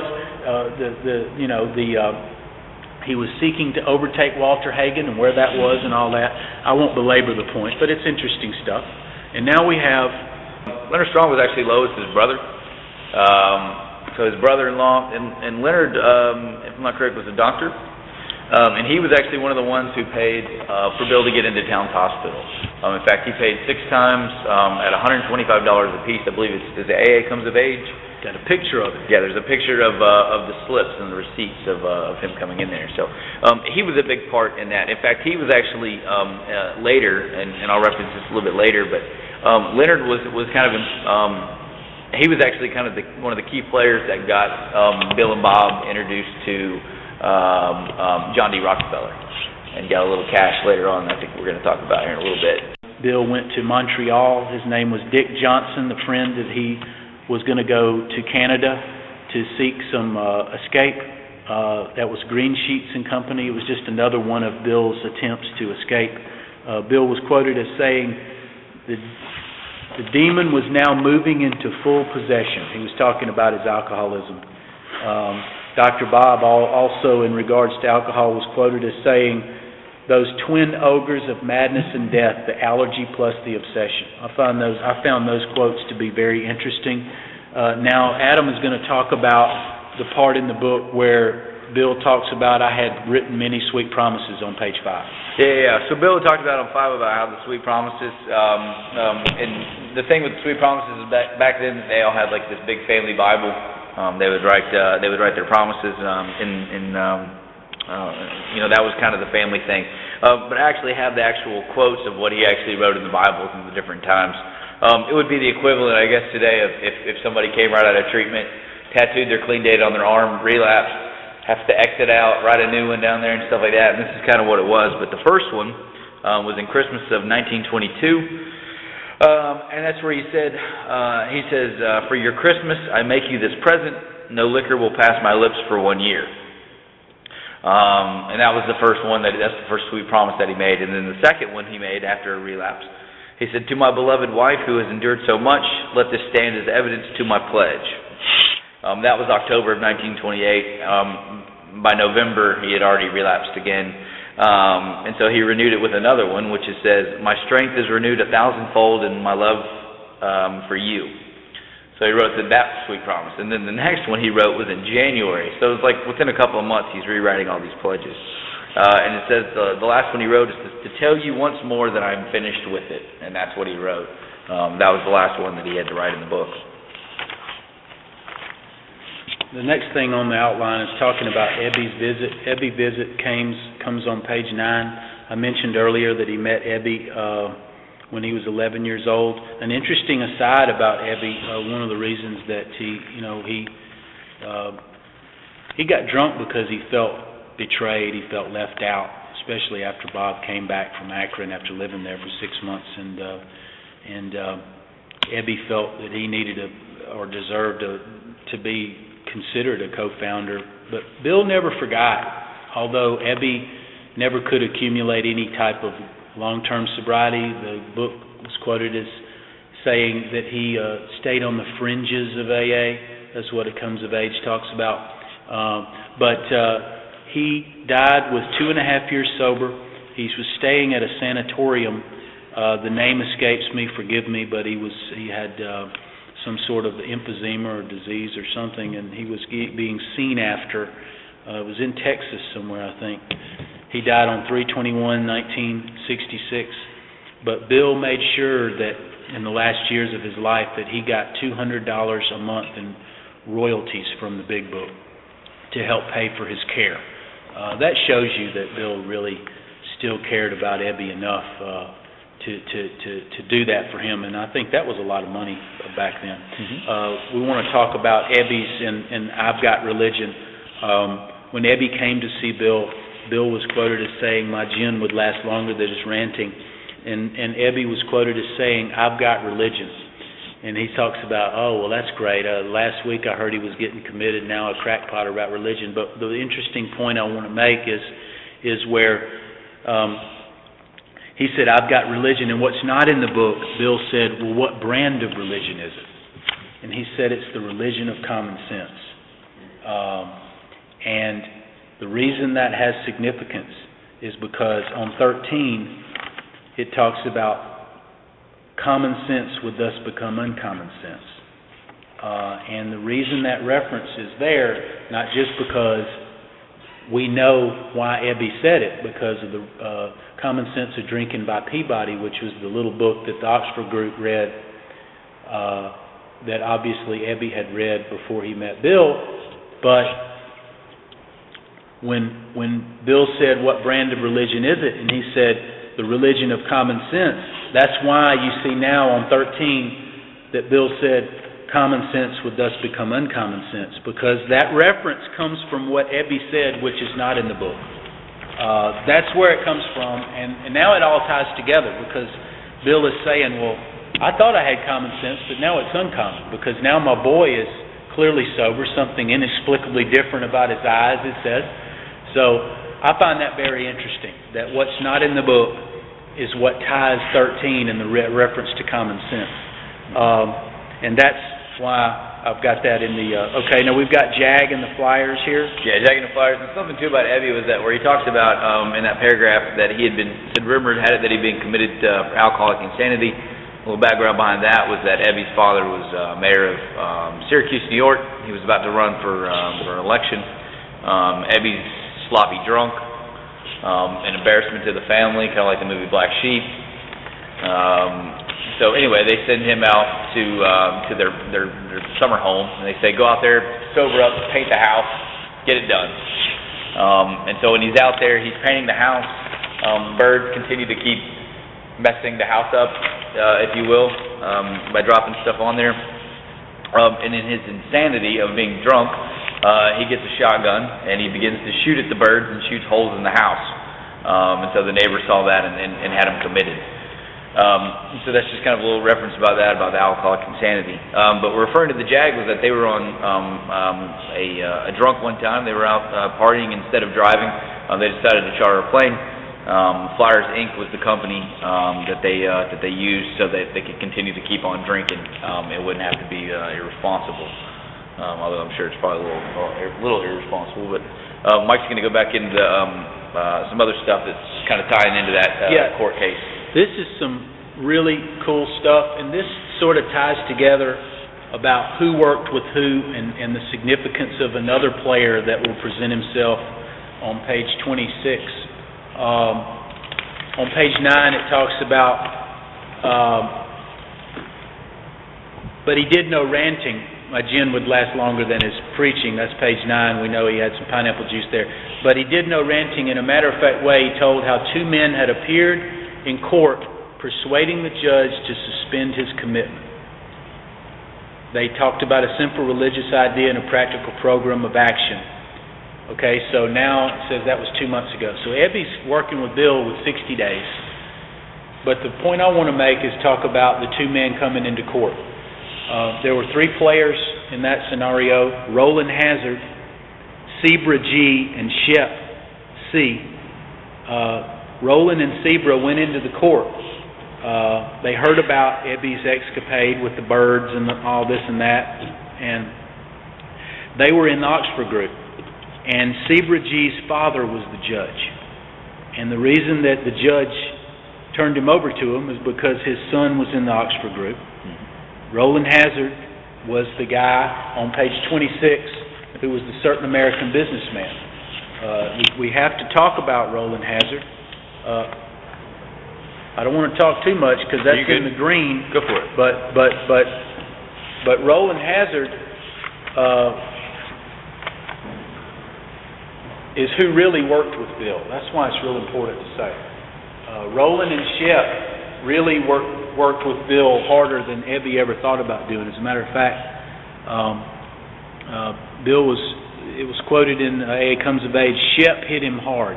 Shep would hit him with some truth. Roland would work with him in the back of some delicatessen. So Roland and Shep played an integral part in working what steps there were with Bill over and above Ebby. But there's some interesting stuff about about Roland Hazard that Adam's going to talk about right here. Roland Hazard on page 26. Yeah, Roland. One of the things that's important about Roland was because Roland was a part of a very, very, very rich family, very wealthy family who owned many, many businesses and companies. Roland could never get sober, so I guess out of maybe a form of manipulation. Maybe they said, "Listen, if you get sober, we'll give you a company." And again, they had all the money at their disposal. They had all the stuff, all these resources available to them. So they sent Roland across the world to go live with Dr. Young for a year. And again, it's not like, hey, I'm going to go visit him once a week or twice a week. But I mean, he literally lived with Dr. Young for a year, who's one of the best doctors, psychiatrists in the world. And shortly after that year had concluded, he got drunk again. And so, kind of what the point of that is that just going to the doctor is just not enough. Me just going to a psychiatrist is just not going to be enough for me to get that, to stay sober. We talk about right after that is, that Dr. Young, which Joe and Charlie make reference to that, is that Dr. Young understood the solution but not the problem, and Dr. Silkworth understood the problem but not the solution. Silkworth would talk about the psychic change and the spiritual experience. Young would talk about that, and then Silkworth would always talk about the allergy, the problem. So eventually one day, and I don't know when it happened, but one day they got together and they began to understand the combination was what they needed for this thing to work, which Silkworth talks about. He says, on the other hand, and strange as they may seem to those who do not understand, once the psychic change has occurred, the very same person who seemed doomed, and he's talking about the psychic change. He's talking about the solution now. So they got together and understood that. But something else interesting is that Roland died and never went to AA. He had 14 years sober and never stepped foot in an AA meeting, which is pretty cool. I think that also helps with the information that we don't have a monopoly on God.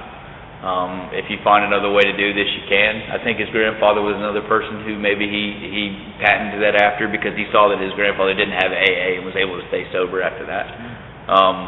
But he went to the Oxford group, let's be clear. He Sure. wasn't just white-knuckling it somewhere.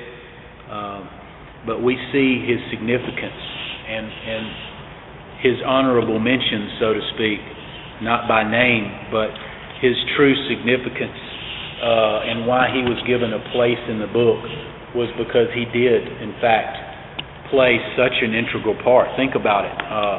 If he hadn't have gone to the judge with his sponsee, right?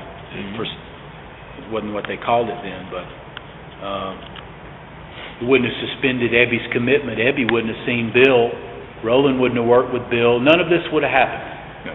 And then we begin to see the connections of if one of these events didn't happen, that none of us would be here. And as Adam mentioned, the placement of the story on 26 is meant to emphasize a point, because the sentence right before it says a certain American businessman on 26.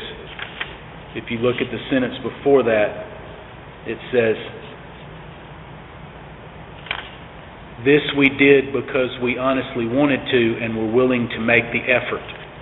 And interestingly enough, this story, right after the effort that he says, what is the effort that he's saying that most of us would think of? Go to the doctor.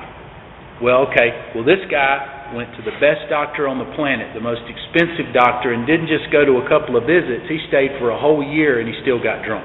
So the significance of the story is not just an honorable mention for Roland because of his contribution, but he's trying to say something there.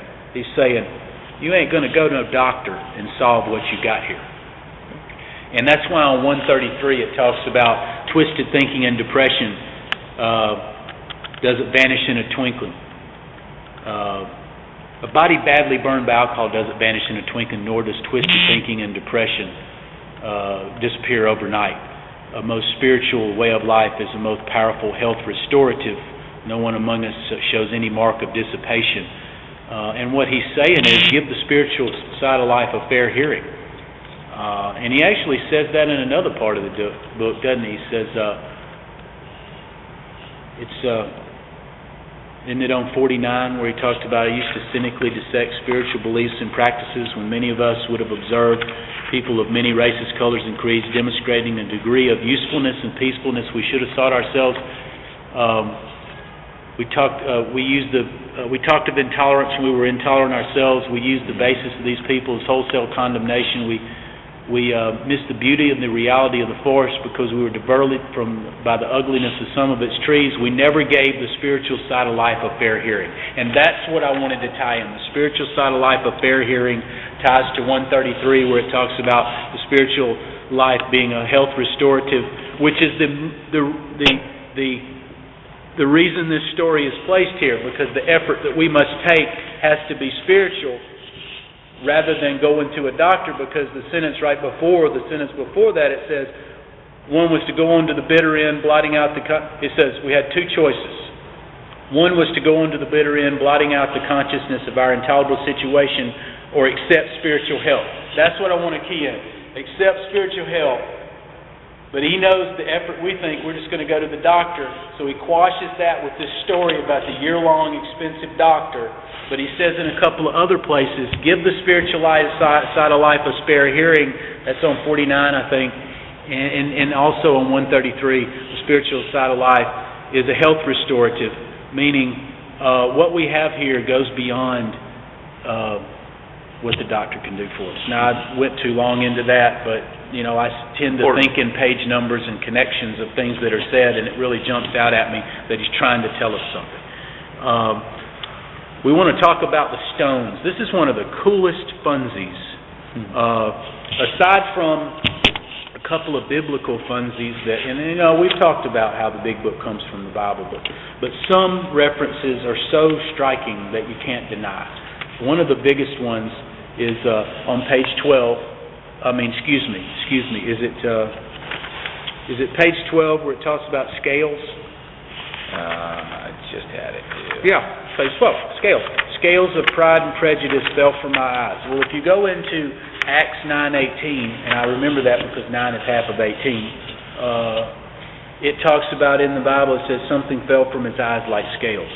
And a new world came into view. We know that Bill and Bob and Lois, they would go upstairs in Bob's house and have what they call drawing room discussions, and they would read the Bible every morning. This is true. This is a fact. It's written. What I found is the more I began to study the big book, I started seeing the references there. Of course, we know the four horsemen reference and a vision for you. There's other references. Our fifth step comes from James 5:16. Confess your faults one to another that you be healed. James 2, faith without works is dead, comes straight from there. And so these references begin to show themselves. But I wanted to talk about, I've got here a foundation that's mentioned on page 12. That comes from Ephesians 2:19, talked about on a foundation. But what I want to talk about is the stones. Now, I've talked about this in meetings, but this is a really cool funsie. Not really a funsie, but it's a description of a spiritual structure that Bill is describing. And he talks about it on 62. It says that the great and triumphant arch through which we walk to freedom. And it talks about on 75, after we've done the fifth step, and this ties it all in together. It talks about taking the book down the shelf, carefully reading the first 5 proposals, see if we'd omitted anything. We're building an arch through which we shall walk a free man. Is our work solid so far? Are the stones properly in place? Have we skimped on the cement that went into the foundation? Okay, we tried to make mortar without sand. Well, this reference ties so much of the book together, and if you know where the references are, it can really shed light on the fact that this guy's trying to build this mental picture. And he talks about stones here, he talks about cement, he talks about foundation. So I want to just cover really quickly about what are the stones, what's the cement, what's the foundation. In the 12 and 12, of course, this is just as an aside, but because I'm usually sticking to the 164, it talks about working with others is the foundation stone of our recovery. But that's just as an aside. We want to start with the first stone, which is on page 12. It's on a foundation of willingness. I would build what I saw in my friend. The next stone is going to be on page 47, where it talks about belief is the cornerstone. And then on 62, it talks about destruction of selfishness is the keystone through which the great and triumphant arch through which we walk to freedom. It also talks about, is the cement solid so far? Have I tried to skimp without sand? And where is the cement talked about? Well, it's talked about on the first page of A Vision for You, isn't it? It's talked about on,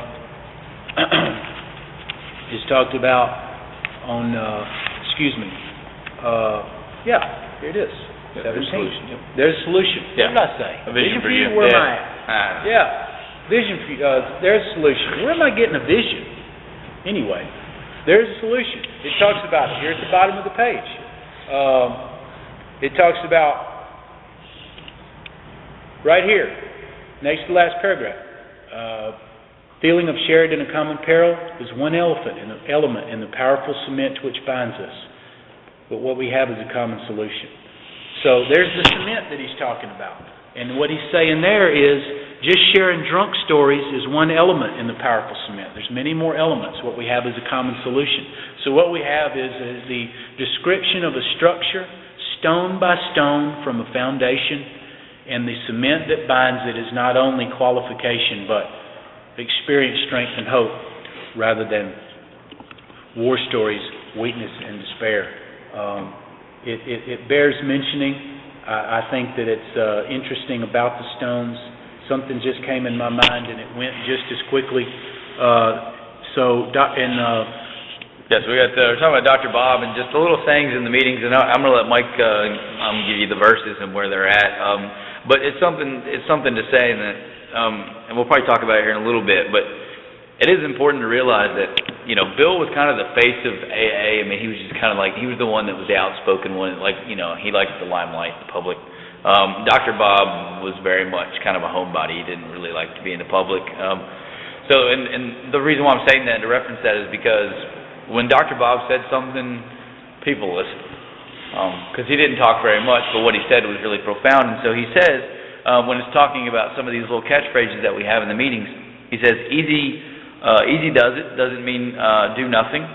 It means take it one day at a time. And that's from Dr. Bob and the Good Old Timers. So it's not saying, hey, don't do anything, or just kind of sit around and wait for everything to happen and fall on your lap. But it's saying, it doesn't mean do nothing. It means it's one day at a time. And he's got a couple different ones: live and let live, first things first, easy does it, one day at a time, referencing some of the biblical verses. Yeah, and what I wanted to say about those, and this is one of the most interesting things, the sayings that we put on the wall: first things first, easy does it, live and let live. We know that Dr. Bob said that the fellowship has taken easy does it to mean something he didn't mean. And he meant it to mean one day at a time. And he was frustrated that the fellowship has taken easy does it and ran with it. The reason I want to put those three together is because they belong together. And I'm going to tell you where they belong together and where they came from. First things first, one day at a time, live and let live. Okay? And before I describe those, I'm going to talk about that saying, think, think, think. They made a reference. It's got think, think, think, and there's a little word think, and it's gray. And then there's a big word think, and it's got a big ornate T, and it's a huge word. And then below that, it's got another little word, think, and it's gray. And the reference that they talked about that saying was that I'm to fashion my thinking around what I think God would have me be. And they made the big thing. And when you think about it in that reference, it makes a lot of sense. And I liked the way they described that. And again, what does Bill say? I'm to sit quietly when in doubt, asking for the strength and direction to meet my problems as he would have me. Certainly, that's on 13, I think. That certainly goes along with that. But let me talk about first things first, one day at a time, and live and let live. I've heard a lot of meetings about people saying, well, first things first, meaning the first right thing and this and that. Well, that's just the same as some of the other things we've talked about people trying to figure out what a shortcoming is without really knowing underneath the surface. You think it means something, or you could come up with whatever you want it to mean. But what does it really mean, and what was intended to mean? We're talking about biblical references. You can't talk about it without talking about this, because this is three of the most almost verbatim ones that there are. First thing first, we're talking about Matthew 6:33, Matthew 6:34, and Matthew 7:1, all in a row in the Bible, one after the other, is where these three statements come from. First things first, 6:33 is seek ye first the kingdom of God, and all that come unto you. I can't quote that one. But that's seek ye first the kingdom of God. That's first things first. One day at a time is 6:34. It says, take no thought of the morrow. The morrow has enough evil in it of itself. Yeah. And 7:1, which is right after that, says, judge not lest ye be judged. And that's where we get live and let live. So it sounds different, but it's the same. And so, I think it bears mentioning that the very sayings that we put up on the wall, not just in no small part, in every part, comes from something that, well, at least in the Bible Belt, we should at least be able to embrace. I mean, I know it's some irritating to some, but it is a history, Sermon on the Mount. That is Matthew 5, 6, and 7. I don't want to keep going into this, but that's the end of the references part. But I wanted to just give a flavor that what they had to study before he wrote the book. He started writing it like in 37. He finished it like almost before 39. They may have had that Common Sense of Drinking by Peabody, but all they had was the big book, right? And I'm glad we got the big book. Okay, it'd be kind of tough. I'm glad that we've got our drunk man's Bible, is what they call this. So it's really cool. Quote is them saying, and this will be the end of this, we got the steps from the study of the good book. That was the quote. So next is going to be, Adam's going to talk about. Yeah, Bill's kind of white light experience that he had that he references in the big book. In Bill's story, he talks about his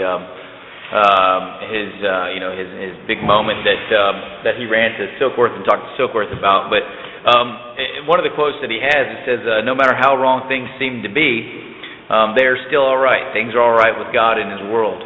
And there's another quote.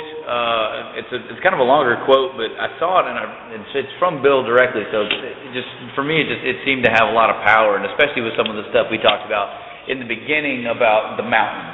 And this quote really just kind of hits home with this. It says, "If there be a God, let Him show Himself." Same kind of similarities from his grandfather. Suddenly, my room blazed with an indescribable white light. I was seized with an ecstasy beyond description. Every joy I had ever known was pale in comparison. Then, seen in my mind's eye, there was a mountain, and I stood upon its summit where a great wind blew. A wind not of air, but of spirit. In great clean strength, it blew right through me. Then came the blazing thought, "You're a free man." At this point, my excitement became boundless. A chain reaction set in motion, forming an ever-growing fellowship of alcoholics whose mission it would be to visit the caves of still other sufferers and set them free. As each dedicated himself to carrying the message to still another, and those released to still others, such a society could pyramid in tremendous proportions. That was really descriptive for me to be able to see that kind of experience. And I don't think mine was necessarily like that, but I think that there was a moment where I realized, you know what, man, I'm a free man today. I'm not bound by this thing anymore. And I think that was kind of the way he was wanting to describe it, was with that white light experience. The next thing we have on the outline is what is a sponsor and the origin. Now, I talked about this earlier. The member of the Oxford group, of course, before they split off, had to sponsor somebody in. Of course, the story back when Ebby took Bill to Calgary Mission, but he didn't take him there. Bill went there first and was trying to get in, and a guy named Tex Francisco was at the door. He wasn't letting Bill in there. And he said, "I was fixing to get my usual beating," is what he said, when Ebby showed up and sponsored me in. And that's basically where it comes from, and of course it's moved into what we understand a sponsor is today, but that original word, he sponsored me in.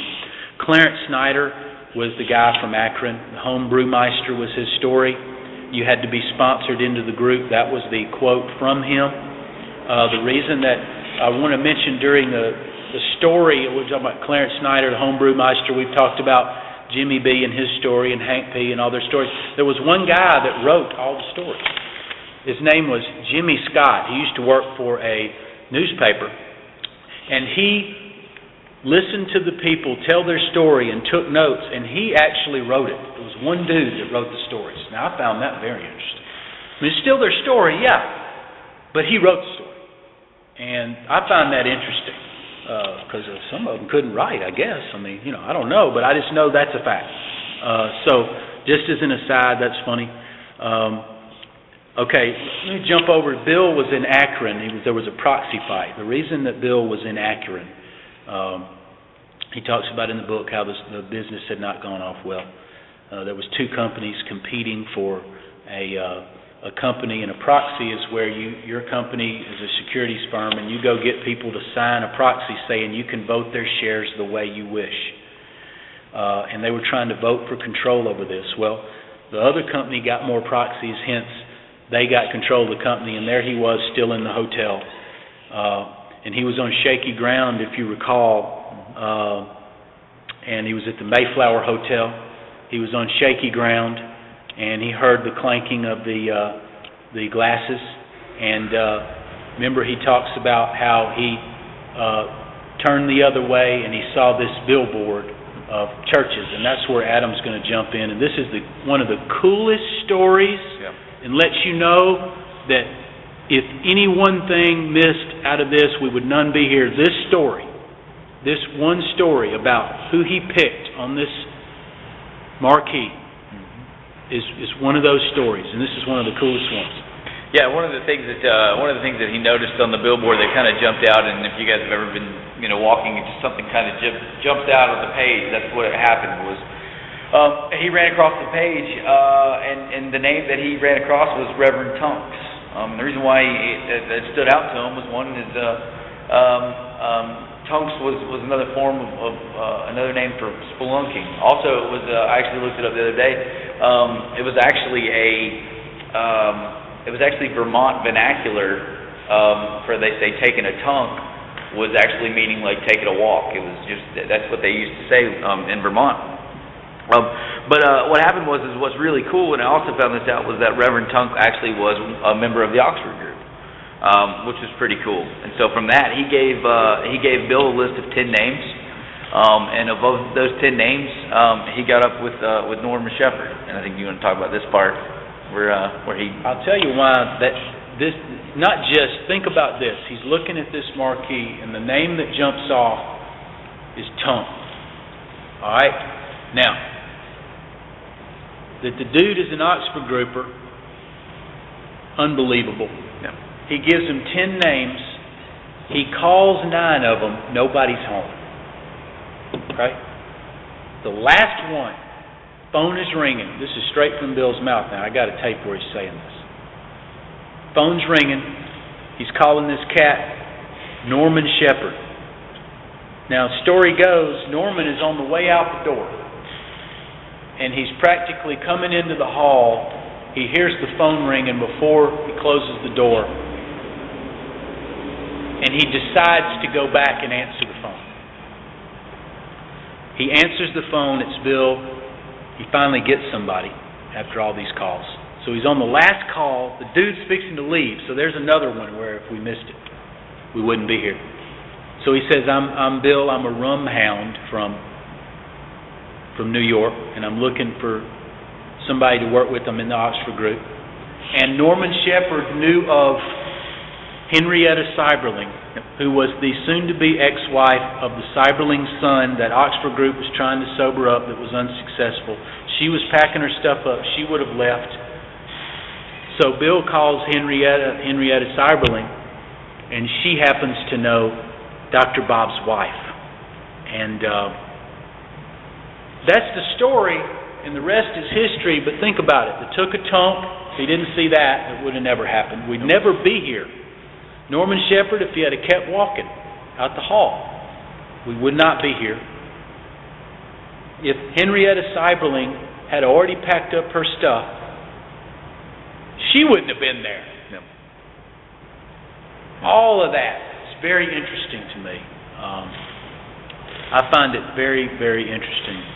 I think too, if you go back and look at, what it took for everyone that's in this room right now, or the ones who listen to this later. I mean, if you think about what it took for you to get to the point where you're at right now in recovery, if any one of those pieces of the puzzle wasn't there, and would I still be here today? And the truth is that I don't know if I would be. If everything didn't happen the way that it happened, as it was supposed to happen, I'm not sure if I'd be here sober today. But I think it took everything that it took, and I think that it's another example that there's something more out there than myself. And I think that's what that story is important to reference, because just all those small pieces of the puzzle that really make this whole thing work. Taking a tunk and being a member of the Oxford group, and Norman Shepherd, and I don't remember this correctly, this quote, but something that he felt almost as if he was twisted around.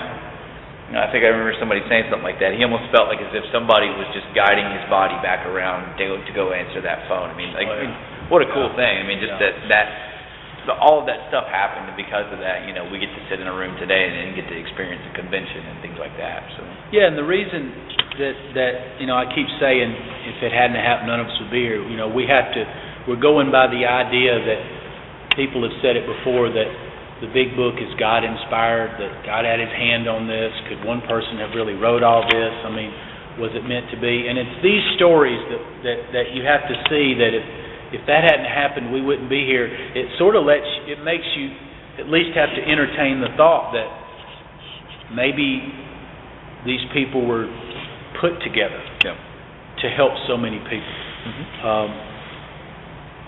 Dr. Bob, we're jumping to him.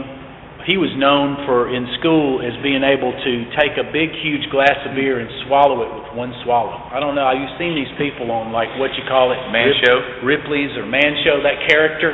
That's what Dr. Bob could do, and that was his signature in college, that he could do that. He what do I have written here? He could take a chug without moving his Adam's apple. What does that say? Story man with some... I have no idea what that means. It means something. I wouldn't have written it there. But anyway, Dr. Bob hated. This is interesting too, and you'll probably get this. Dr. Bob was supposed to be the mild-mannered guy, so you would never hear him say he hated anything. But in Dr. Bob and the Good Old Timers, he talks about how there was one thing that he hated, and this is what it was: the fake humility of Dickens Uriah Heep. Now, I had to go look it up. Fake humility of Dickens Uriah Heep. And what he was talking about was what he started to see in meetings. How he would hear people say things that he just knew weren't true. Like, I can't do this thing.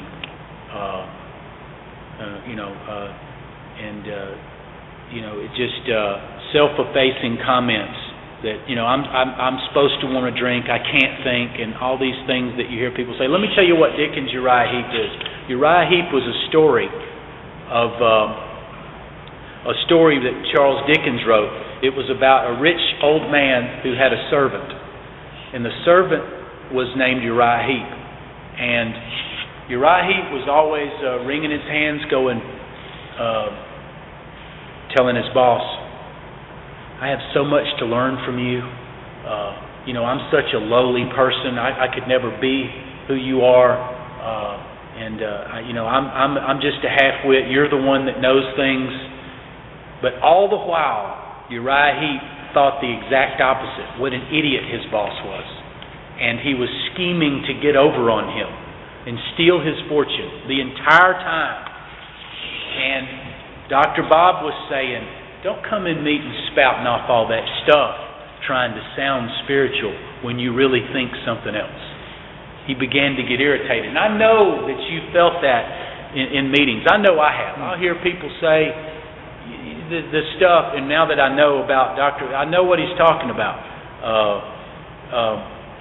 People saying things in meetings to elicit a response. Oh my gosh, if he'd say that, he must be spiritual.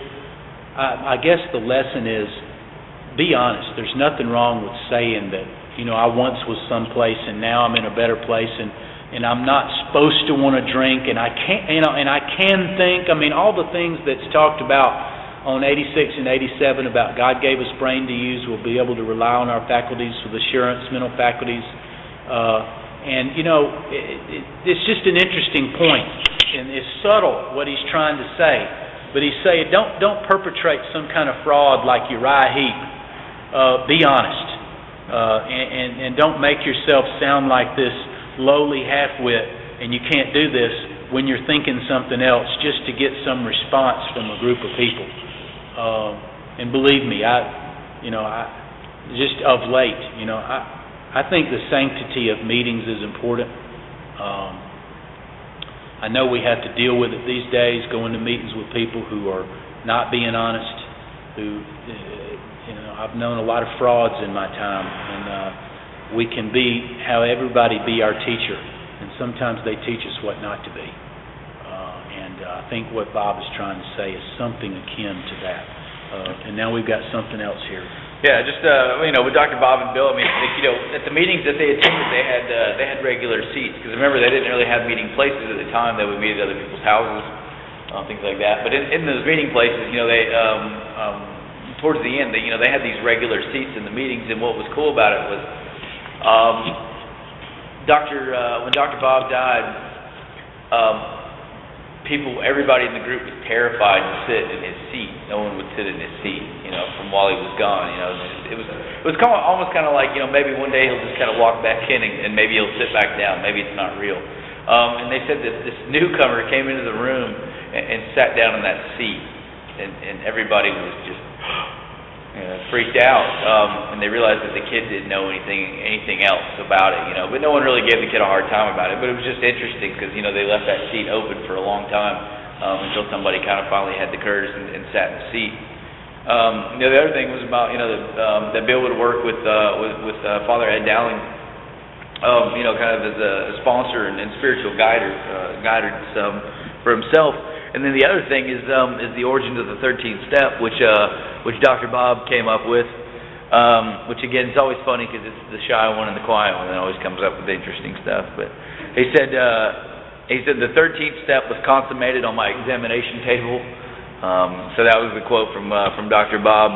It was by Vernon and Vernon Lill were the names of the people who committed the 13th step. Yeah, and they had a discussion about not allowing women in the meetings anymore because they were distracting the men. If that's not a CB, I don't know what is. Thank goodness they put on page 69, we avoid hysterical thinking and advice and arbitration and all this. But I find that very interesting. That would be an extreme step to say, well, we're just not even going to let women come come to the meetings because of that. But that is the origin of the 13th step. Bill talked about it. Bob talked about it. So that's just for history's sake.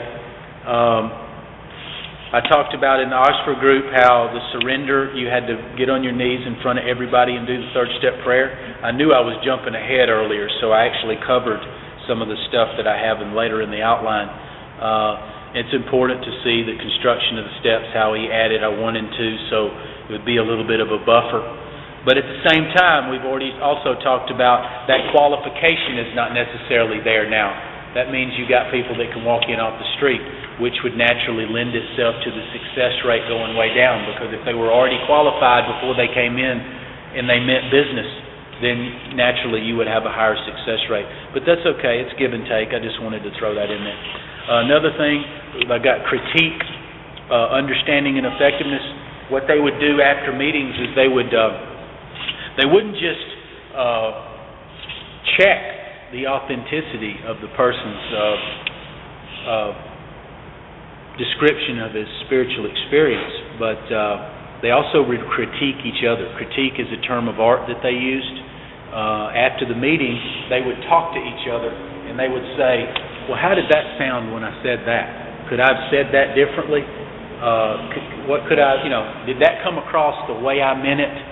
And basically what it was is it's not sharpshooting, but it's welcoming constructive criticism. And they did what they call critique each other to grow in understanding and effectiveness. Understanding is an important word. It jumps off the page at me, especially we just got through talking about biblical references. On 84, it talks about our next function is to grow in understanding and effectiveness. And the reason understanding is a important word there, and understanding is a word that was emphasized in the big book, especially in Proverbs. It says, "A man of wisdom seeketh his own knowledge; a man of understanding seeks wise counsel." And that's the quote, and that's why understanding is there, because understanding is over and above wisdom. And that word understanding is there because it was somewhere else. And it's just another instance of how these things came about. Early meetings, rarely talking of drinking experiences. Dr. Bill was quoted as saying, early on, we made everybody talk about recovery. There was very little talk of drinking experiences in the meetings. He said, frankly, that was between you and your sponsor, and that was nobody else's business. We talked about recovery because in doing so, we gave ourselves something to live up to. Now that has depth and weight. That has depth and weight. Because you think about it. We could sit in a meeting and we could talk about how to get high and all that, and you could get off into that, and that shit's like contagious, and it's like negative one-upmanship, right? It's like the guy that shot the most dope wins the prize, and I'm like, wait a minute, that ain't the prize I want to win.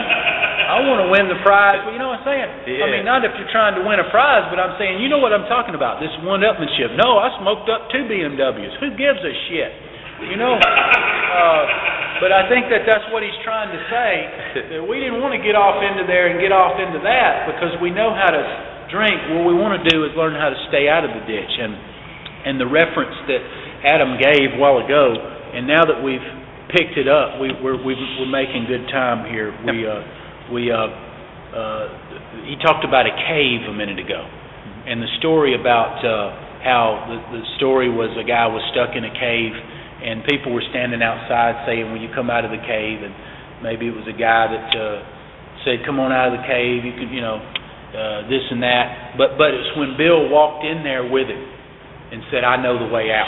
Remember that story about the cave? And that's what that cave reference makes me think of that.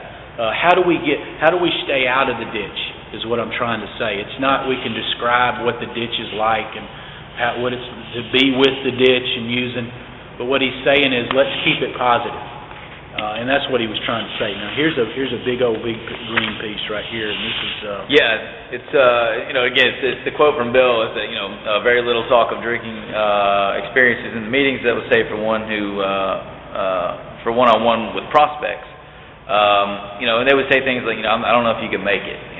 The one thing though it says that we're talking about, it says that prospects were forced to kind of check that they were really indeed willing to accept the program. And I think that one of the ways that we're able to quote unquote check today is by making that and what Mike talks about a lot of times is making that that handshake agreement. Are you willing to go to any lengths? We make that handshake agreement and we say I need you to read this book in interval, just like the directions talk about. What is a reasonable amount of time? And again, we shake on that agreement. And we see who's for real and who's not. We see who's willing to actually go do that work and not. Something too about what Mike was talking about with the critiquing and understanding that we were talking about the other day is that he and I do that to each other. There's times where I've said something and I was like, man, I don't know if that came off right. What do you think? And I'll call him and I'll ask him, and he'll tell me, yeah, or maybe you could say it this way, or maybe you could add this in and tie it in. And vice versa. He'd call me and say, "Hey man, what did you think about the share?" And I was like, "Thought it was good," or whatever it was. We would critique. You don't always say that. I don't always say that. No. Sometimes I say you might have click clack pow a little too much. But that's the truth though. I mean, and that's what's cool because I've everybody who listens to this will go, "Yep, I know what you're talking about." But no, there's been plenty of times too where I've said something that maybe it didn't make sense, or maybe it was inappropriate at a meeting like that, and he's been able to tell me and show me. Because again, I'm not going to learn because sometimes I don't remember what I say when I say it. So having somebody else being able to offer that kind of critique and helping is really helpful. But yeah, having somebody prove and check themselves and make sure that they're really ready is one of those things that I really think helps. With that success rate, which Mike's about to talk about. Yeah. There it is. Clarence. He said there was no suggestion.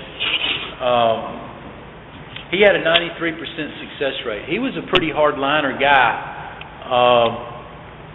If you read the original manuscript of how it works, it's pretty bold. I highly suggest you go read it. It's in the Red Book. It's also in the big thing that. What's the book you bought with all the notes? What is that? Tell me about that. It's a Red Book by Hazelton. Hazelton does a lot of the recovery books and literature, and I believe, if I'm not mistaken, it's back on the back table.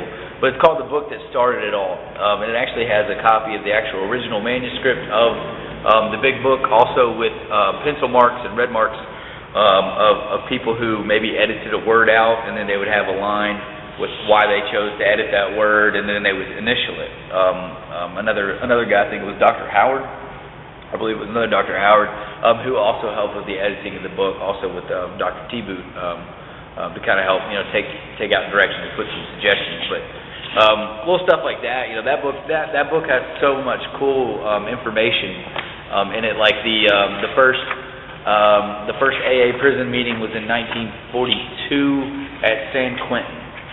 And there were 28 members at that meeting for the first time. And then, so that's pretty cool to be a part of that first thing. But then if you go back and look at it, and they did it in 2006, there were like 2,860 different AA meetings all across the world in prisons. So, that's pretty cool information, even if I do go to prison today, which I hope I don't ever have to go to prison again, or anything like that, but, that I'll be able to, I can go to an AA meeting if I'd like to, it's there for me to offer. But, Some on the traditions. I've already talked a little bit about the Washingtonians and the connection of Tradition 6 and 10 about outside issues. Just really quick, want to go through, might as well just go through what I remember of the real thing that jumps out at me about your traditions. One, the unity tradition, when they described in Comes of Age, you want to get AA Comes of Age, you want to read, there's 3 sections. There's one called Recovery, one called Unity, and the last section called Service. Service describes like the structure of world service and all this stuff. I hate to say this, but I'm going to say it. I call it the Bleeding Deacon section. I wouldn't read it on a bet. I just want to stick to the recovery part. The first 2 sections, recovery is what I call Bill's Story Plus. It's got all the cool stuff underneath the surface. And the unity section is the story behind, underneath the surface of every one of the 12 traditions. That's where the part that I'm talking about, we're cool. We went from 9:30 to 12:30. It's not 12:30. I just didn't know what that was, but anyway, we're still cool. So that's the section of AA Comes of Age that goes in depth about the underneath the surface of the 12 traditions. It's called Unity. Now, I know in the 12 and 12 they go into it, but some of this stuff in AA Comes of Age in that section is more in depth, and that's why that's that extra little piece that I think, especially, man, if you've ever been to a traditions meeting, man, it can go downhill fast, because then nobody really knows what's going on or where it came from or what it really means. If you want to be the one that really knows what they're talking about, then you're going to go investigate this, because believe me, you want to know where this stuff came from and be able to speak intelligently about it, because it's just part of it. The Tradition 6 and 10 connection from the Washingtonians, of course, is undeniable. But I'm going to go through real quickly. The unity one, the first tradition, he talks about a reference of we're all swimming in the ocean. And it's great that we're all there, but each person has to tread his own water. That was the quote. That was the quote. Unity's great, but we each have to do our part. And that was the underlying theme of one. 2, of course, is the story about where Bill gets the promotion and Silkworth asks him to come have his own office and a salary. He brings it back to his guys, and they say, we don't think that's a good idea. And they talked about the group conscience had spoken. Didn't he say he heard, he thought he heard the word of God speak to him? He thought he heard God speak to him on the way home about that incident? You know what? I think he did. And whether or not he heard it on the way home or whether he felt like he heard it through his fellows, that's the one that talks about our trusted servants, our leaders, they do not govern. Of course, 3 comes from where the Oxford group was wanting only rich and folks. Yeah. How did you describe it? They wanted kind of like the cream of the crop on what they called maximums. They wanted the best of the best. Yeah, and they didn't want these stinky drunks busting up in there. And that's where we get free, from that rift, and that's really what broke us off from the Oxford group. 4, autonomous, comes from in no small way, in the greatest way, the story about Rule 62, and that is in the 12 and 12. It's expounded a little more in the AA Comes of Age, but it's the story where this group wanted to do their own thing, and they had a big clubhouse, and they were going to do financial advising on one floor and relationship counseling on another, and they had 61 rules, and they put them up on a wall, and you had to live by these rules, and if you didn't want to do it, you can get out. And Bill and Bob, he told Bill and Bob about it, and he was so proud of himself. And they said, "You need to be cool, brother." And but he said he was going to do it anyway. Did it anyway, and it crashed and burned. And they all got drunk. And he mailed Bill and Bob a napkin, and written on the napkin was Rule 62. Don't take yourself too seriously. That's where we get that Rule 62. That's where that came from. That's why it's called Rule 62, because there were 61 other rules. I find that very interesting stuff. I mean, it's just me and all of this, but. All this stuff, but the 5th tradition, the interesting word in the 5th tradition I find very interesting is the primary purpose is for a meeting to carry its message, and how that ties to 4 via autonomous, in that when it says its message, it doesn't say this message, it says its message. And I have been to meetings where its message is not this message. We're talking about this message, meaning it's supposed to be the message of the book. And in the 12 and 12, I think it's on 110, it says, when our turn comes to speak at a meeting, we try to carry AA's message. That's this message. In the working with others, it talks about we carry this message. But interestingly enough, the 5th tradition says its message, and it's saying we have the right to be wrong. But interesting choice of words. It's instead of this. And that's the key word in 5. It gives the group the right to be wrong, and then we go into moving into injure AA as a whole. Isn't that what 6 talks about? It talks about less problems with money, property, and prestige of our primary purpose. What's the first part of 6? Somebody help me. It's I can't remember. Yeah. It's 6 and 10, so it has to do something with affiliation. Affiliation, yeah, affiliation.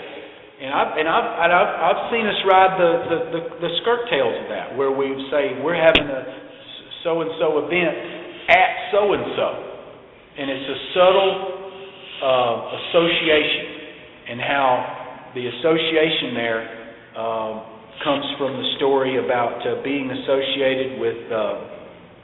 The liquor company that came to AA and wanted us to have an opinion on that, wanted us to endorse their product, and this affiliation can be dangerous. Of course, 7 is going to be, I think 7 speaks for itself, doesn't it? It's self-supporting. One of the quotes was, the only place that money and spirituality meet is in the basket. That was a quote from Bill. Bill said that. The only place that money and spirituality meet is in the basket. Now, we know what he meant. I find that interesting choice of words. Forever non-professional. We talked about that. The story behind that is you started... No. 8 is where they had to hire the special workers, right?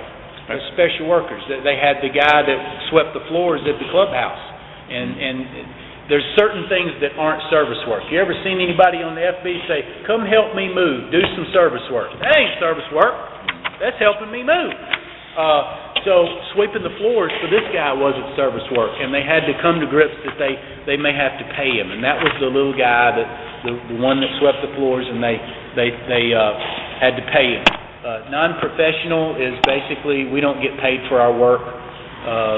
10 is outside issues, same as 6, similar, very tied together. The one that I really wanted to get to that's in the outline is one of the most interesting ones, the at the level. And it talks about anonymity at the level of press, radio, and films. Okay, now Dr. Bob and the Good Old Timers goes into a discussion about at the level, above the level, and below the level. At the level, okay. Above the level, obviously, is putting your name out there, okay? But he said just as dangerous can be where you're anonymous below the level. And what that means is when they first came out, everybody was supposed to introduce themselves by their first and last name, the way it was in the phone book. And the reason that I want to key in on this is because what he talked about, he said we should not be anonymous below the level. We should not be too anonymous that a newcomer couldn't be able to get in touch with us. So he went into that discussion about at the level, and I find that very interesting how over time it has moved into an area where now we wouldn't even think about introducing ourselves by our first and last name. But before, it was the way to do it, so you wouldn't be anonymous below the level because they didn't have printed out sponsorship lists and stuff like that. They said the name so the person could find them in the phone book. It's very interesting. I find it interesting. We've got a quote from. Why don't you read that one right there? It's a quote from Dr. Bob. It says, the AA member who hides his identity from his fellow AA by using only a given name violates the tradition just as much as giving name and press and saying connected to AA. So I mean, he obviously felt that it was really important to be able to, for people to be able to find you. And sometimes you'll hear it at a meeting. I think there's some folks that we know. Edward introduces himself by full name sometimes at meetings. Eddie did it last night at the meeting. Yeah. So if you ever go to a meeting and you hear that, it's not because they're weird or trying to be different. It's just because that's what they're talking about. That's how they used to introduce themselves in meetings by their full names. Yeah, I introduced myself as Mike Attic, and the reason that I do it that way is because I heard a guy back in '87 when I first came in the program. He said, "Tony Attic," and I thought that was so cool. It was so short and sweet. And contrast that with all the funnies I've heard over the years. Let me just go through a couple that I think is just ridiculous, but how we can try to be unique to the point of ridiculous. You've heard people say, "I'm so-and-so, I'm dual addicted." Yeah. I'm an alcoholic, my problem is Tony, or some reference to this. I heard a guy say one time that he was, he'd say like, my name's, Johnny, and I'm a user, and I don't know if users need to be in AA or CA or NA. I was not a user by any means. I was an abuser for sure. But I remember this one girl. She said, "I'm an addict called Hazel." Well, I don't know. I don't want to go too deep into it, but you can see my point. We can get cutesy with it, and I'm not against cutesy. I'm not against having fun, but I liked Mike Attic because I certainly didn't want to be the guy the one that really just jumps out at me was I'm John and I'm an addict. My problem's John. You can see how it can get kind of. You're trying to be so unique, it starts sounding stupid. I don't know why I went off into that, but it made me think of it when we talked about introducing ourselves. And look, what I should be doing is, look, I'm not even in the phone book anymore. But I guess I should say I'm Michael Wayne Smith, and I'm an addict, but hit me up on the FB. I don't think I'll be doing that. Hit me up, the prof, But, I don't know. FB, dog. Yeah. Where's a friend? Yeah. Dr. Bob was quoted as saying on gossip, and I'm guilty of this, but this is something he said. And we're all guilty of this. I'm probably guilty of it as much as anybody, but it's a rule of thumb.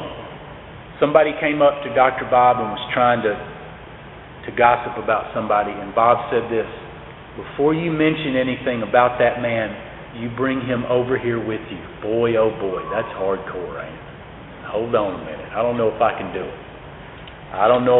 That's hardcore. I like that. And here's something Dr. Bob said about a camel. This is good. Yeah, the camel reference is a pretty neat little reference because he says a camel kneels at night to unload. He kneels in the morning to put the load back on. Prayer is the same way. We unload at night, and in the morning, God gives us just amount of load, that we're ready to carry for that day. So it's a really cool reference. There's a lot of times you'll hear people reference a camel, and that's one of those things. I think also too another reference with a camel is that a camel can go 24 hours without a drink. So that's kind of another reference with the camel. It makes sense for us, because the goal is to just not go, to go one day at a time, one day without a drink, so that's kind of the difference with the camel and kneeling at night to unload and pray, is something that's important, continue to have that conscious contact with God, is important, so. One more quote from Dr. Bob. Dr. Bob was big about talking about analogies and because we know somebody else that liked to do analogies a long time ago. But he talked about Dr. Bob on getting out of it what you put into it. He talked about the farmer asking the fellow if he wanted to work the harvest. And the farmer was looking for some work, and the guy said, well, what are you paying? And the farmer said, well, I'll pay you what you're worth. And the guy said, no thanks, I'll be damned if I work for that little.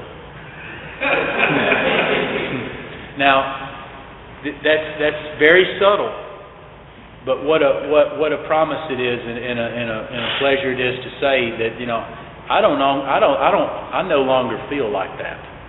And I think that's part of what our story is supposed to be, is to say, yeah, I once was there, but now I'm here. Not that I've been here this long, and I'm still the same selfish son of a bitch as when I first walked in. I'll never forget at one of my early meetings, I heard a guy with 20 years say, I'm the same selfish son of a bitch as the first day I walked in, and I still don't know anything. And I was just coming into my own studying the book, and I felt like I was properly armed with the facts, but not enough tact to know anything. So I thought I'd sharpshoot him in a meeting, and I said, well, that's great. Next time I don't want to know something, I'll look you up. And I said that in an open meeting. That did not go over well. I said it. And I stand behind it. And the chances are I'll get the last word. But that's terrible, isn't it? But I'll tell you another. I know it. Bring him here. Bring him here. I know it. He's critiquing me now. Yeah. And it's all good. I do go over the top sometimes. But another one is where Dr. Bob talked about a woman bringing her son in. He had a big gash on his arm, and Dr. Bob tended to the wound and put the bandage on it. An old girl comes back a few weeks later after the wound's healed, and she says, "Thank you so much for healing my son." And Dr. Bob said, "I just put the bandage on it. God did the healing." And I found that to be very interesting. Very, very interesting. I got a couple of connections on here. Me and Adam were talking about doing the 55-75 combo. Yeah. And I don't know where we are on time, but we're at 12:30, right? But this is on 55. I'm just going to say this. On 55, I think it talked about we found the great reality deep within us. Mm-hmm. Great reality is defined on 161. On page 85, it talks about God conscious. In Bill's story, he mentions God consciousness. It's defined on the second page of the spiritual experience. I mean, sometimes to study the book, they can say a word, and if you study it, you can know where they define it in another place.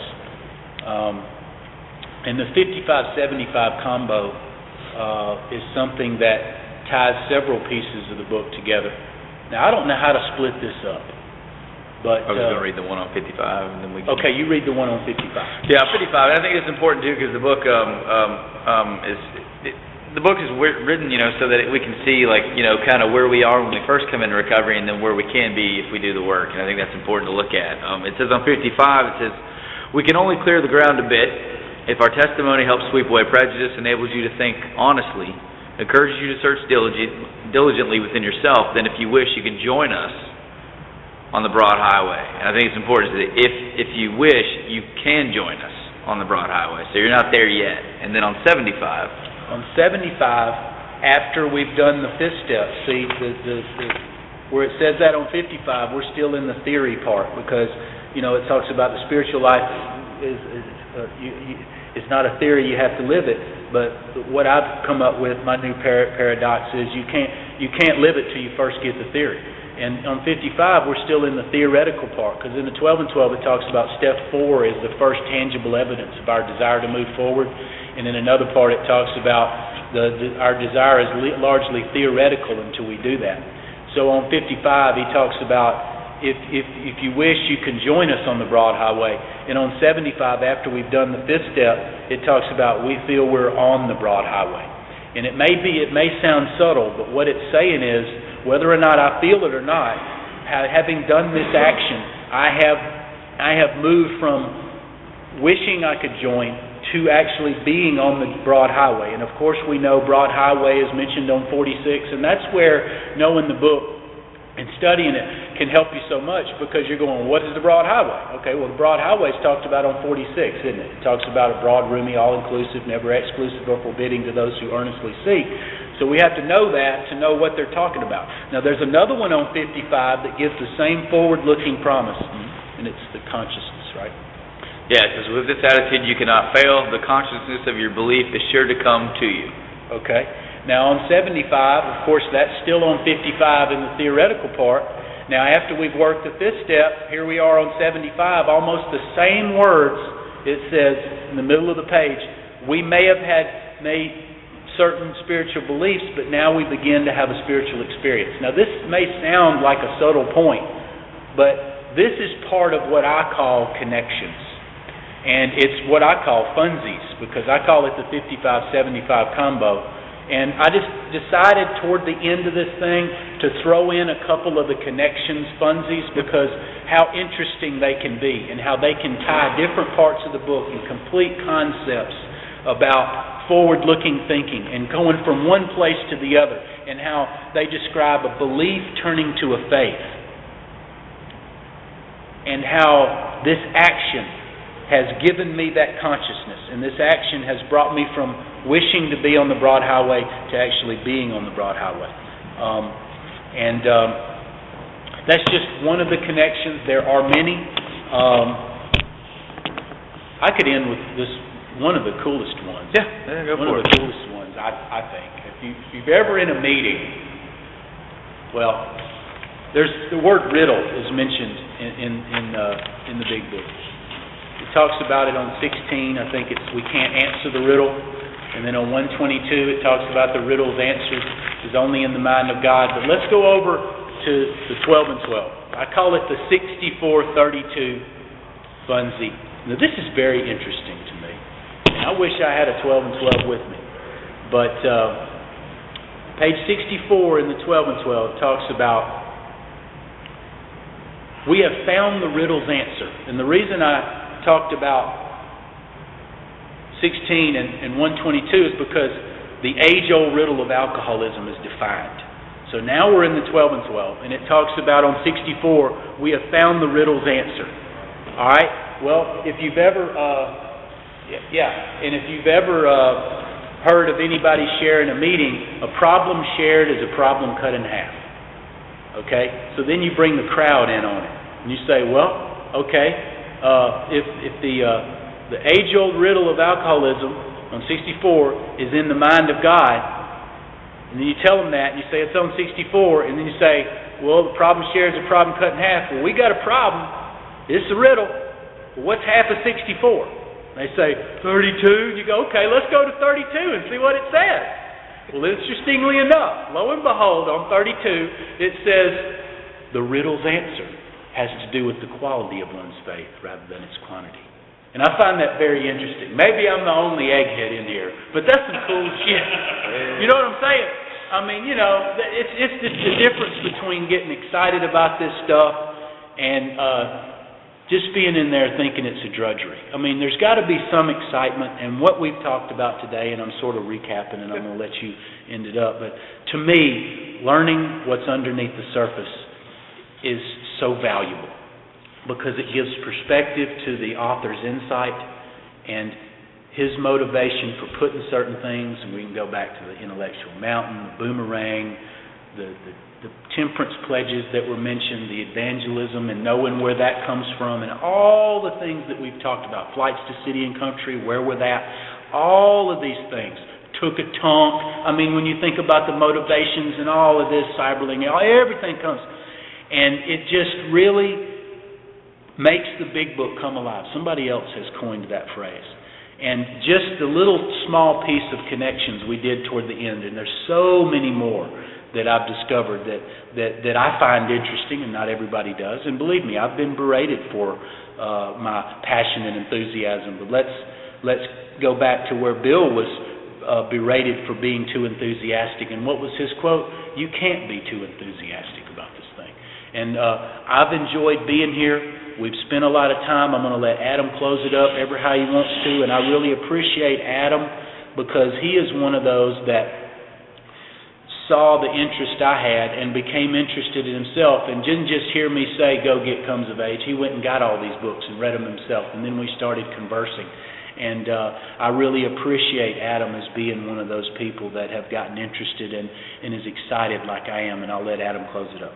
Yeah, it's been I've enjoyed it this time today. And again, like I said, just if you came in late, John's going to put it up on the Alabama CA website link. So if you want to download it to your computer or put it on your phone or whatever like that, you can. What's that website? Say it out loud. AlabamaCA.org. And so that way you guys will be able to take that with you. The one that Mike did prior, I was able to put that on my phone and take it with me and listen to it. But it really has, and it really has been a lot of fun to do this today. And it's been fun kind of having to get the excitement and the stress and the nervousness of worrying about what's going to happen. You guys are going to throw tomatoes at us or something, but it didn't happen.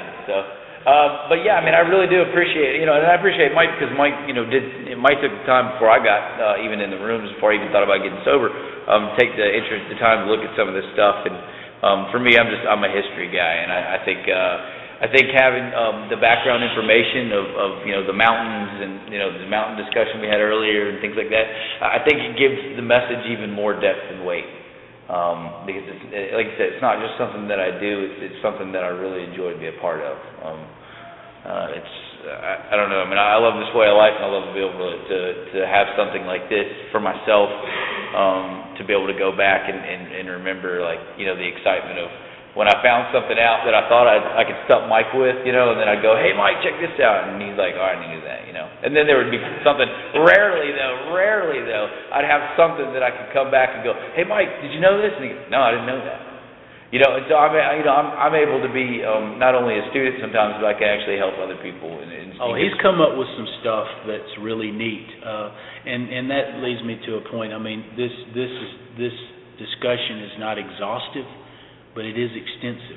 Mm-hmm. I mean, there's so much stuff you could probably talk for days and days, but when you're forced to try to put only the most, I hate to use a big word, but salient points that can tie different parts together, the high points, the ones that can't be denied as being integral pieces of this puzzle. This outline is, like I said, it's not exhaustive, but it is extensive. So if we've left out something, forgive us. If we've slipped up on something, forgive us. We're on the spot. We make mistakes. There's so much more. Maybe you could find out some more and let us know. But we've done the best we can, and we hope it's been interesting to you as the person that's listening to this tape. All these guys in the room have already heard us many times before, but anyway, we enjoyed it, and I guess we'll just clap and make it sound like it's ending or something.